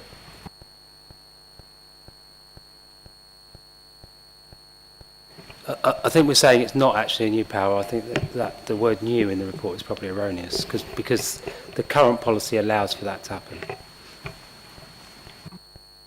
In which case I'm very confused as to why 3.9 is even in the report.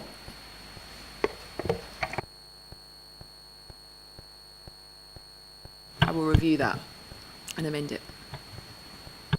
Okay, because I'd like to recommend that that's removed then if it's an existing. Councillor Wing. I'd just like to support the officers because having worked in social services, I think it's a balance of risk against harm. So the risk of a mistake being made by the officers needs to be balanced against the potential harm to the resident, the resident with a disability. And I think I would err on the side of reducing the risk of harm to the resident. And if they've managed to access £50,000 worth of adaptations to their house, the likelihood is that they've got quite a severe disability. So I don't see a problem with delegating those powers at all. Thank you, Chair. The limits vary slightly, and I can't remember how they apply to this specific instance. I already have delegated authority to write off income up to a certain level, which above that is then in consultation with Councillor Yates as portfolio holder, and then above that goes to Cabinet.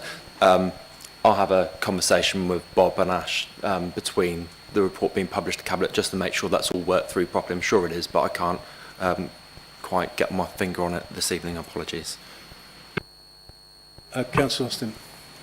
Yes, I would support what Councillor Wing said on that. I just wanted to make one suggestion of a change of wording. There is on page 150 of our pack, which is page 26 of the of Annex 1, which is the bit about guidance for agents and advisors. There's actually, it says the agent should have experience of designing for the disabled, which I think is a outdated and rather pejorative term, and everywhere else it says people with disabilities or whatever. So can we just change that, please?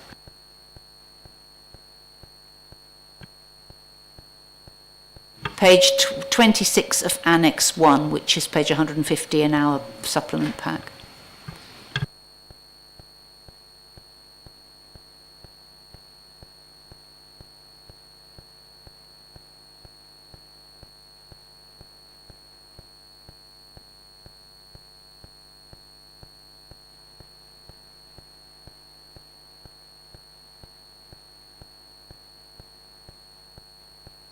It just says the first bullet point is the agent should have experience of designing for the disabled. It's just the disabled. It's not a phrase that we use nowadays, is it? Councillor Scobie. Yeah, can I just point out, Chair, there's a mirror image of this meeting where instead of it being called out there an exception to the policy, it's buried somewhere, and then somebody's complaining that we're trying to hide delegated powers somewhere in this. I really think we're nitpicking. There is a delegated power there already. It's been called out because it's an exception to the policy, and I think it was called out. I don't think anybody's challenging the validity of that. I think we just need to move on. Yeah, I think we're just discussing semantics, so I think, yeah. Councillor Davis, do you want to come back? I did just want to confirm that I'm in no way criticising the process. What I was querying is why a new delegated power was necessary. So, and as a disabled person myself, I'm extremely sensitive to their needs, or our needs, should I say. Anybody else? Okay, so we've obviously asked to look at those recommendations, which I won't read out again. There's 5 of them in the thing. So do I have a proposer? Councillor Austin and Councillor Butcher was a seconder. Do we all agree on them? And we all agree. Okay, perfect. Okay, moving on to item number 10, which is the housing allocations policy. Calling Ashley Jackson again. Thank you. The Overview and Scrutiny Panel are asked to note the following decisions being sought from Cabinet and to make any recommendations that it considers appropriate. The Council is required to publish an allocations policy. The allocations policy determines who is eligible to apply for housing, how applications are assessed and prioritised, and how affordable and social rented homes in the district will be allocated.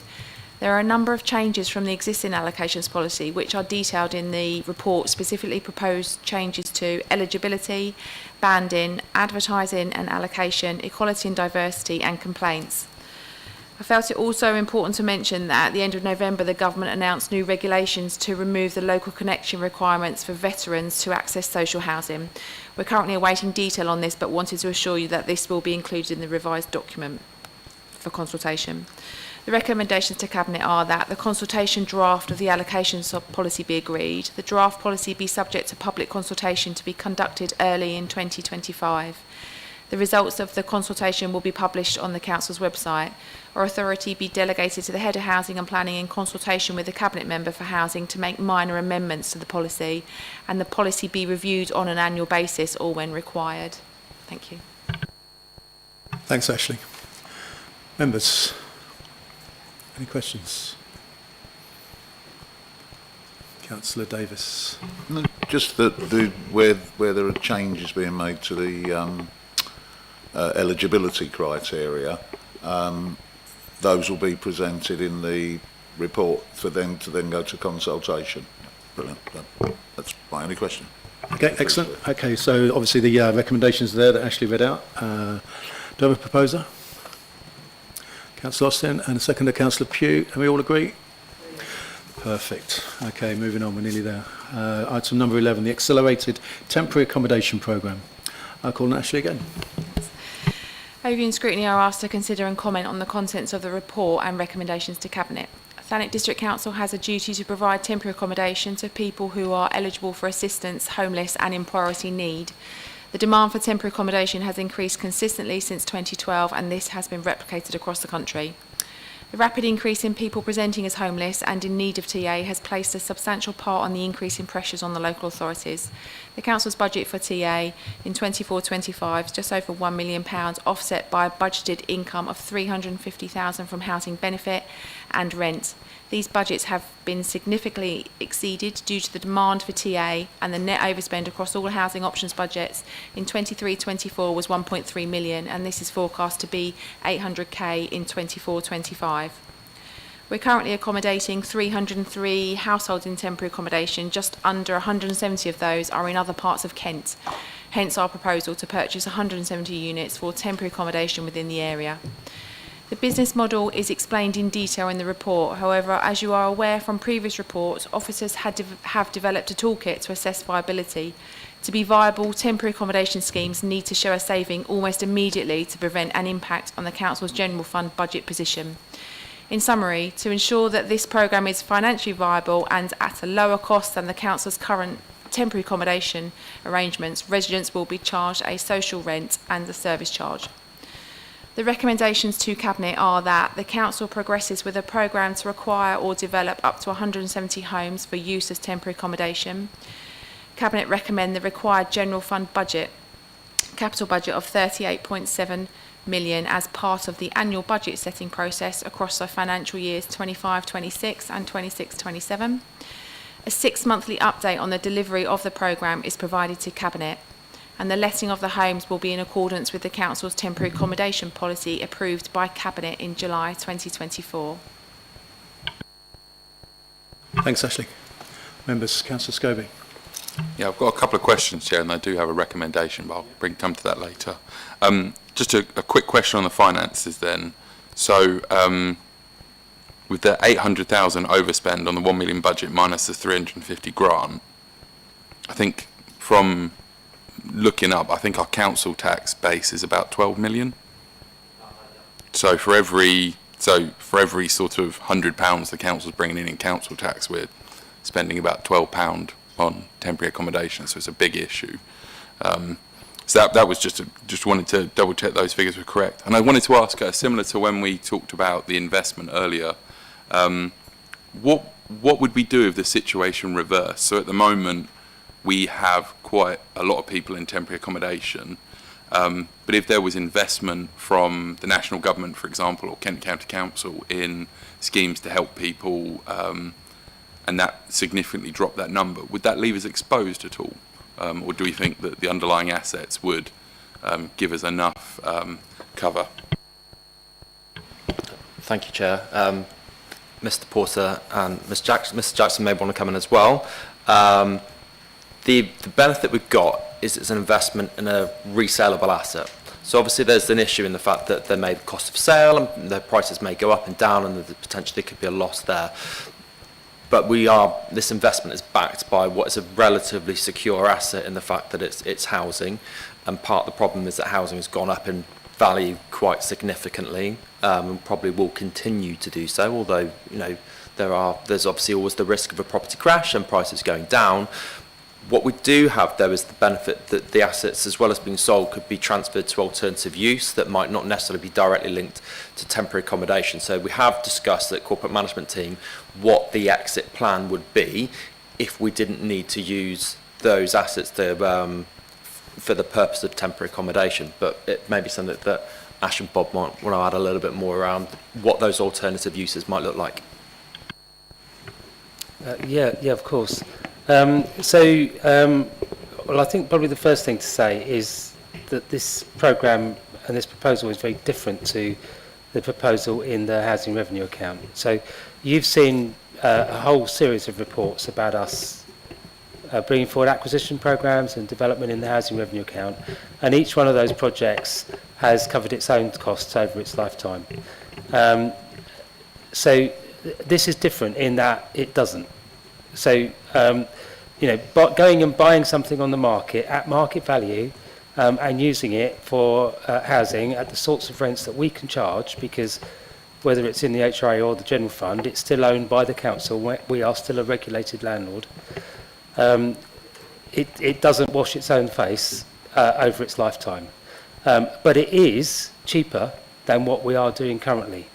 So for that reason, we think it makes good business sense to invest in a programme of our own units that will save money from what we are currently doing. It then, of course, does raise the question about what happens if we don't need them all. And in a couple of years' time, if we don't need all these homes for temporary accommodation, what do we do with them? Clearly we can't leave them empty. So the first option, which I think is what Mr. Blundell was talking about, is we sell them. So we sell them at market value, back to the market. We're entitled to sell empty property. We get our money back. We cover any borrowing commitments, and actually over the whole lifetime of that transaction, we probably would we would benefit financially. So that's the first option.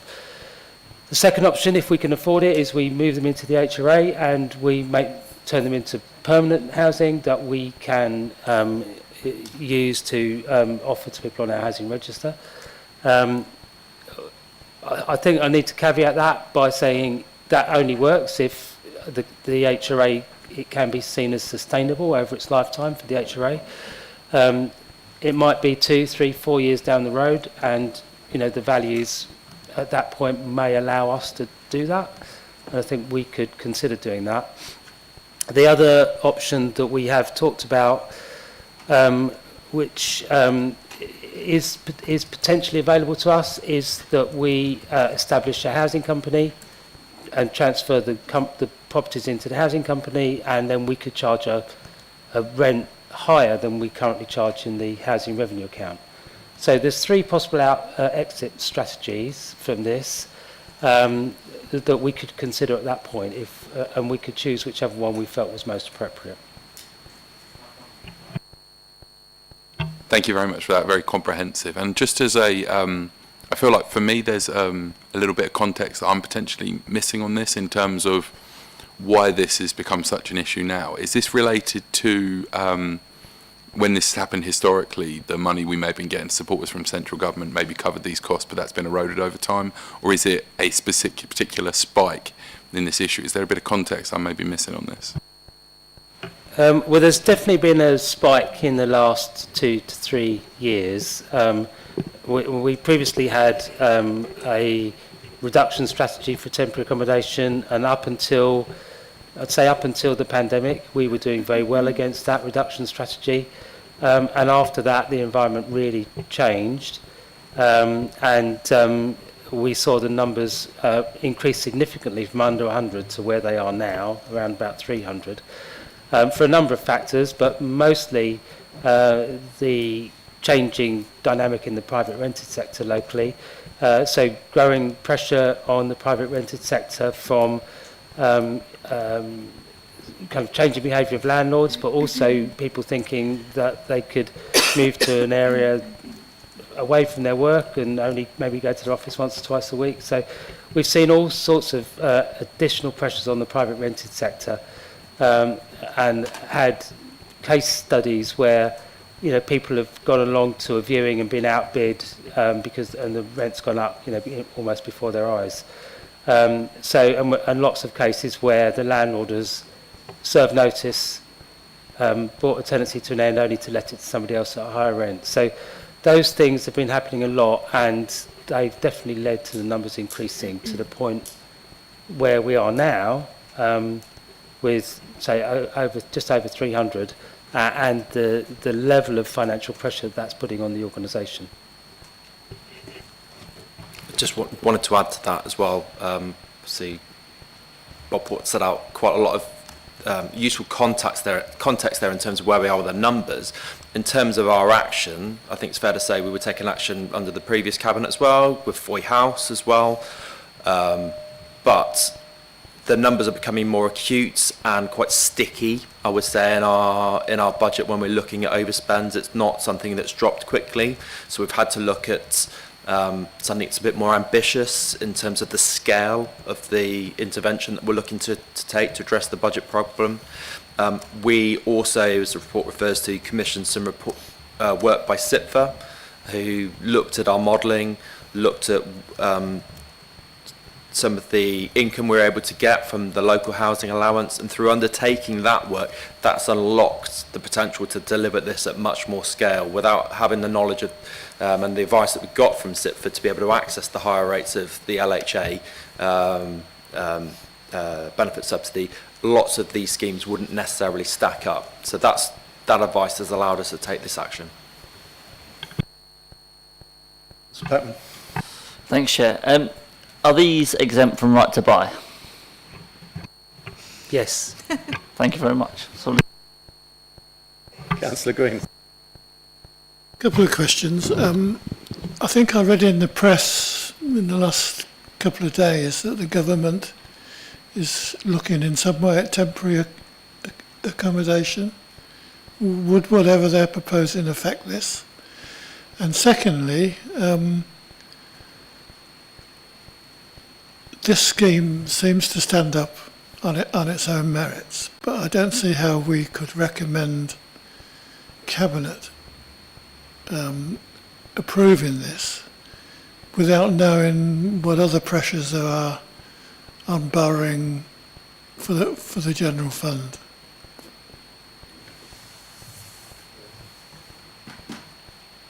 Just well, there's one comment to make on that actually, and we talked about this quite a lot, about how much delegated authority we were seeking to deliver this programme, and I think the conclusion that we came to after quite a lot of discussion was that each and every scheme would effectively be a key decision, and have to come back to Cabinet anyway.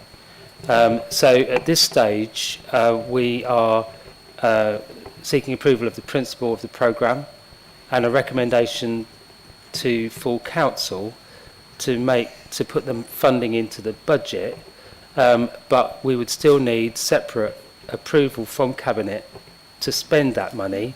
And I know that, I mean, it's a concept I think that quite a lot of us struggle with a little bit sometimes, but the principle that there's effectively two decisions for anything that's over the key decision threshold. Firstly, to put the money in the budget, and secondly, then to go ahead and spend it. So this is the first of those decisions. Approving the programme in principle, recommending to full council the capital money goes in the budget, and then subsequently we would bring individual reports on each scheme that's over the key decision threshold back to Cabinet with the sort of financial modelling that you already see in the HRA programme. So it will say this scheme to purchase 20 homes, for example, this is the cost. This is the amount of borrowing required. This is the implications for the general fund borrowing portfolio. So you'd have all that information available, and obviously they would come through here on their way to Cabinet as key decisions. So Cabinet would have all that information at the point of committing to a particular purchase. In regards to the question, how much borrowing is too much borrowing, or how much debt is too much debt? For these schemes, in isolation on the face of it, there's no upper limit. There's no cap on the amount of borrowing you can take on in general funds. So from a theoretical perspective, you could borrow as much as you like. And the business case stacks up in terms of the cost of servicing this debt is less than the current operating model of placing that. There obviously is a degree of risk that you need to look at, and that would be considered as part of the overall general fund budget setting process, but most directly as part of the Treasury management strategy that will go in front of Governance and Audit, Cabinet and Council itself. So as the scheme develops, you'd be looking at our overall borrowing position, the interest rate environment, how volatile it is, are we exposing ourselves to some sort of risk? If we were to take more borrowing on, what would that mean to the general fund budget in terms of servicing that debt? But the size of borrowing we're looking to take on here versus the savings it makes certainly stacks up with the environment we're operating at the moment, but there'll be review points all the way through. So as you're looking to take on a new scheme and some more borrowing, you'd look at what existing stock of borrowing is. If we're going to take more on, what does that mean for our risk profile? Sorry, it's my ignorance, but are you saying that borrowing this amount of money won't affect our ability to borrow for other important Correct. projects? Yes. I mean, I fully support this. I think considering, you know, the developments, the large developments, that the applications that are going through are not bringing forward the 30% affordable housing, we're seeing a massive increase in the cost of new housing and the cost of rents. I mean, example I had was a resident was evicted. They paid 530. A bit of insulation was thrown into that property because the property was quite near where I live, and it was advertised for £900 a month, and eventually went for £930 because there was competition. That resident was placed out of town, and my ward councillors will also share the horror that we have, particularly with families and vulnerable people being placed out of town, and we do need to be aware of the financial cost. But I think we also need to know that this helps us manage the human cost, particularly, you know, I've had several families where the kids are in the middle of GCSEs and are suddenly dumped in Dover. They've got no money to bring their kids back, nobody drives. So I think while we need to be mindful of the financial situation, I can't see our housing issues, particularly temporary accommodation, disappearing any time. The housing people, TDC Housing, constantly come to us and bring well evidenced, well reported and detailed reports on all sorts of aspects of our housing. So I've got a confidence that they wouldn't have brought this if they didn't think there was going to be a massive human benefit, human positive for the families that are ripped out of ripped out of Thanet, often through no fault of their own, and being able to move forward in a much more positive way. So I would like to thank the Housing Department for bringing this forward. I think Councillor Wing's taken the words out of my mouth. Having discussed this at some length yesterday with Councillor Whitehead, I know the issue of bringing families back into Thanet and being able to provide temporary accommodation in Thanet is something that's really close to our heart, and it is for us and for our group. Obviously, we need to make sure that the sums stack up, but I think we can rely on colleagues here to do that. And the social impact, the benefit that it will bring to those families, and to avoid the intergenerational impact of young people's studies being interrupted, from which their future prospects may never recover. It will make so much difference to people, and I'm thoroughly behind it. Thank you. Councillor Davis. Thank you, Chair. I think this is probably the most profound and best thing we've looked at, certainly this evening, but for a long, long time, and well done. This is brilliant. it's far more wide-reaching. It's asset-backed if you look at it, because whatever our exposure, we've got assets that can be redeployed, redisposed, and historically, depending on when that happened, there would normally be pound cost averaging would mean that we'd either gain or not lose from it.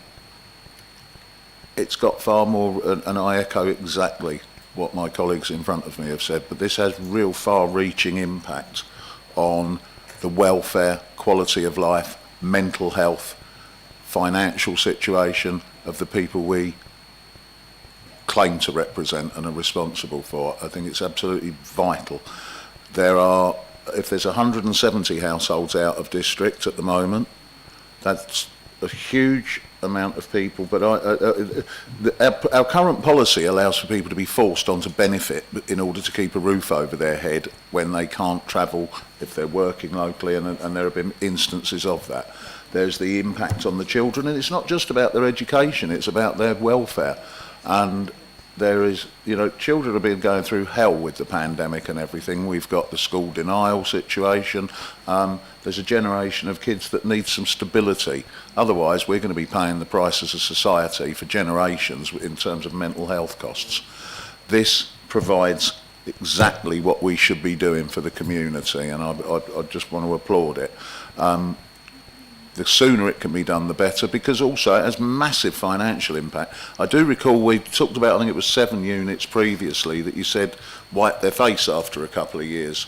Now, Bob, you said here it doesn't wipe its face over a period, but if we look at it, there's just no alternative, because we're paying outfits like Paramount up to £2,000 when we could be paying, even if that person isn't working, local housing allowance. This gives everyone a chance, and it stops us paying out 400% of what we need to, and leaves us with an asset. It should have been done a long time ago. If this gets us out of the hands of third-party Rachmanite landlords that walk in and out without notice on young ladies and things, and I could tell you some horror stories about some of these converted office blocks, let's do more of it and let's solve this problem. Thank you, and well done all. I think those are sentiments that we all share. Are there any more comments? Can I just ask one question? 170 houses, quite a particular figure, a specific figure, 38,762,000. Have you identified these properties already? No, so we're suggesting 71 beds, because that's our biggest need, 52 beds, 53 beds. So if you divide the 38 million by 170, it's like 235,000 each, but it's not going to be 235 each property. They're all going to be, you know, the flats are going to be cheaper. The 3-bed houses are going to be more expensive. So that's just the ballpark figure. Okay, I just want to link some things together that we've talked about this evening, because obviously we've obviously purchased 400 already, or we're going to purchase 400 already, mainly around Westwood, Hayne Road. I know some are going to be elsewhere. It's a fair shout. A number of these are going to be in that area as well. I doubt if the houses in Birchington are going to be built in the next 2 years. You know, we could have the best part of 1,000 children along Hayne Road. You know, we're going to spend a hell of a lot of money here. What are these children going to do in the evenings? Where do they go? We've got things that Councillor Bright talked about, Pie Factory being closed down. You know, we need to link things together. I know it's not your responsibility, but you're just to house people. But we've got to think about something that Councillor David just said about health and well-being. You know, and a lot of children just milling around Hayne Road with not a lot to do. The council has to have some sort of responsibility to do something with those children and provide some sort of facilities for those children. Yeah, so they're not all going to be at Westwood Cross. So we have started to work to identify opportunities, and they are individual sort of small SMEs. The thing with temporary accommodation is you don't want a lot of units in one place. So they're going to be smaller units across the district, not all at Westwood Cross. There will be houses at Westwood Cross because we've got the LAF units and we've got the Vistry units that we've recently bought, which were temporary accommodation. But the units that we've looked at currently, and we've spoken to developers already, are not at Westwood Cross. They're kind of all over the place. They're in the Ramsgate Town Centre, there's some in Ramsgate Town Centre. And we will look at when we're buying temporary accommodation, like we have done with Foy House and Truro Road, they have to be central locations, they have to be on bus links, they have to be, you know, good networks. So we do consider things like that when we're buying properties. We don't just go up there and buy 1,000 houses. It's not going to work like that. We do you know, kind of have a bit of a process in place. Thanks. Councillor.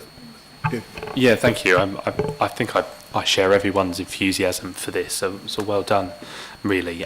My question was just actually on what you said about the kind of the breakdown of what types of size of properties the council will be purchasing. Of course, 71 beds is fantastic because you know better than anyone the need there is for that and trying to house single people and all that kind of stuff. So I that completely makes sense.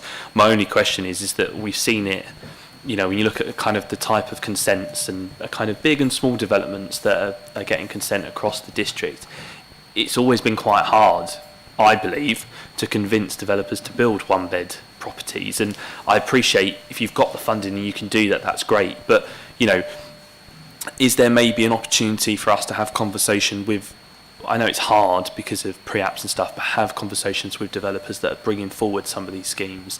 And, you know, I know we need to be careful, but maybe say, look, you know, as a council, there's a real need for these one beds, and that's something that we could, because I just feel otherwise you're going to be, if there isn't a pick-up in the amount of one-bed properties that are being built, it's going to take you forever to try and accumulate 70 properties, if you see what I mean. And if that's where you've got the most need, that's probably where you need to, you know, that's what you need to start with first, really.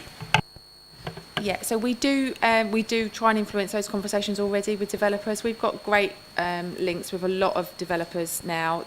Word's really getting out there that we are looking for opportunities, and quite often or not, they'll come to us and just say, "We've got this. What do you want?" And you know, we can do it a nice mix. We can do it nice and small. We can do it a little bit bigger if we want to. So we are having those conversations already. Yeah, I mean, I've got to buy 71 beds, so I completely get it. You know, it's a bit of a challenge. But yeah, it's fine. Anybody else? Councillor. I was just going to say that they're clearly existing tenants, existing people within Thanet that are made homeless. So the issue of people wandering around with nothing to do is only an issue if they're moved out of town and they end up somewhere where they don't have those support networks. So I know, but if they were families, those families would already have their support networks and the stuff they do in Thanet. And I think one of the key advantages is that there won't be that much hanging around on streets because they'll already be going to a school. They won't be kicked out of their school if they've got activities the kids play. They'll just continue playing those activities. Whereas if they're dumped in Ashford, then that's a completely different situation. They will be hanging around. So because they're our tenants, I don't particularly see an issue with that type of problem. In fact, I see it improving for the families. Anybody else? Councillor Davis, got your hand up. I'd just also like to welcome the fact that it is scattered, if you like, across the community, because that gives the opportunity for people to actually continue to live their lives almost seamlessly at a really difficult time. So I think that's quite an important factor, actually, that they're segued into the entire community, and that might slow the rate of acquisition down slightly. Again, though, because if we've got the right to divest as well as purchase, perhaps it doesn't stop us moving in on a few and then selling those and evolving. So I just see this is what we should be here to do, and I see such benefit. So thank you. I'm quick to criticise, but on this, praise.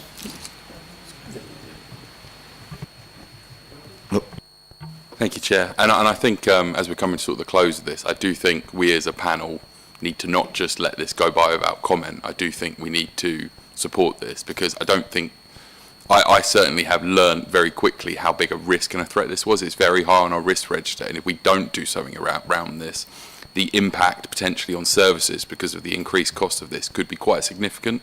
So I think it's not just something that we as a panel should let go by. So I've got a set of words, Chair, that I've just sort of scribbled down. I was just going to say, Overview and Scrutiny Panel supports this decision, which will provide much needed temporary accommodation for Thanet residents in Thanet, whilst reducing pressure on the council finances. And I think we should recommend that to Cabinet to show that we support it.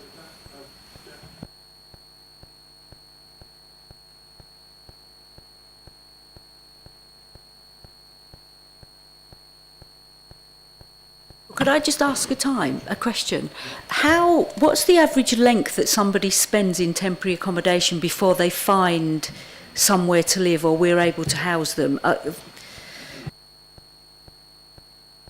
We do know that, We do just know. not on the top of our heads. I was just going to say. So with this program, we've got. We're recruiting 3 support officers to support those people in TA. And we've all seen the success at Foy House, that people have moved in there. And because they've been supported by someone in our team, so I would say 6 to 8 months at the moment. But we have got, it differs depending what you need as well. So, you know, obviously the people needing houses are waiting longer. So we have got that information. We have a weekly temporary accommodation meeting and review all the figures. So I can provide that. Year of a child's education lost if they're out of town. Okay, so we still have the 4 recommendations that are in the report. So do I have a proposal for those? Councillor Britcher and a second of Councillor Pugh, and we all agree on those. Okay, excellent. Thank you. Thank you, Ashley. And thanks, Bob and Chris. Moving on to item number 12, the forward plan and exec cabinet reports list. Unless there's something from the plan the panel wish to consider, the members are asked to note that report. Thank you. And that concludes business for tonight's meeting. I declare this meeting closed. Thank you all for coming. The live stream of this meeting will now end. Thank you.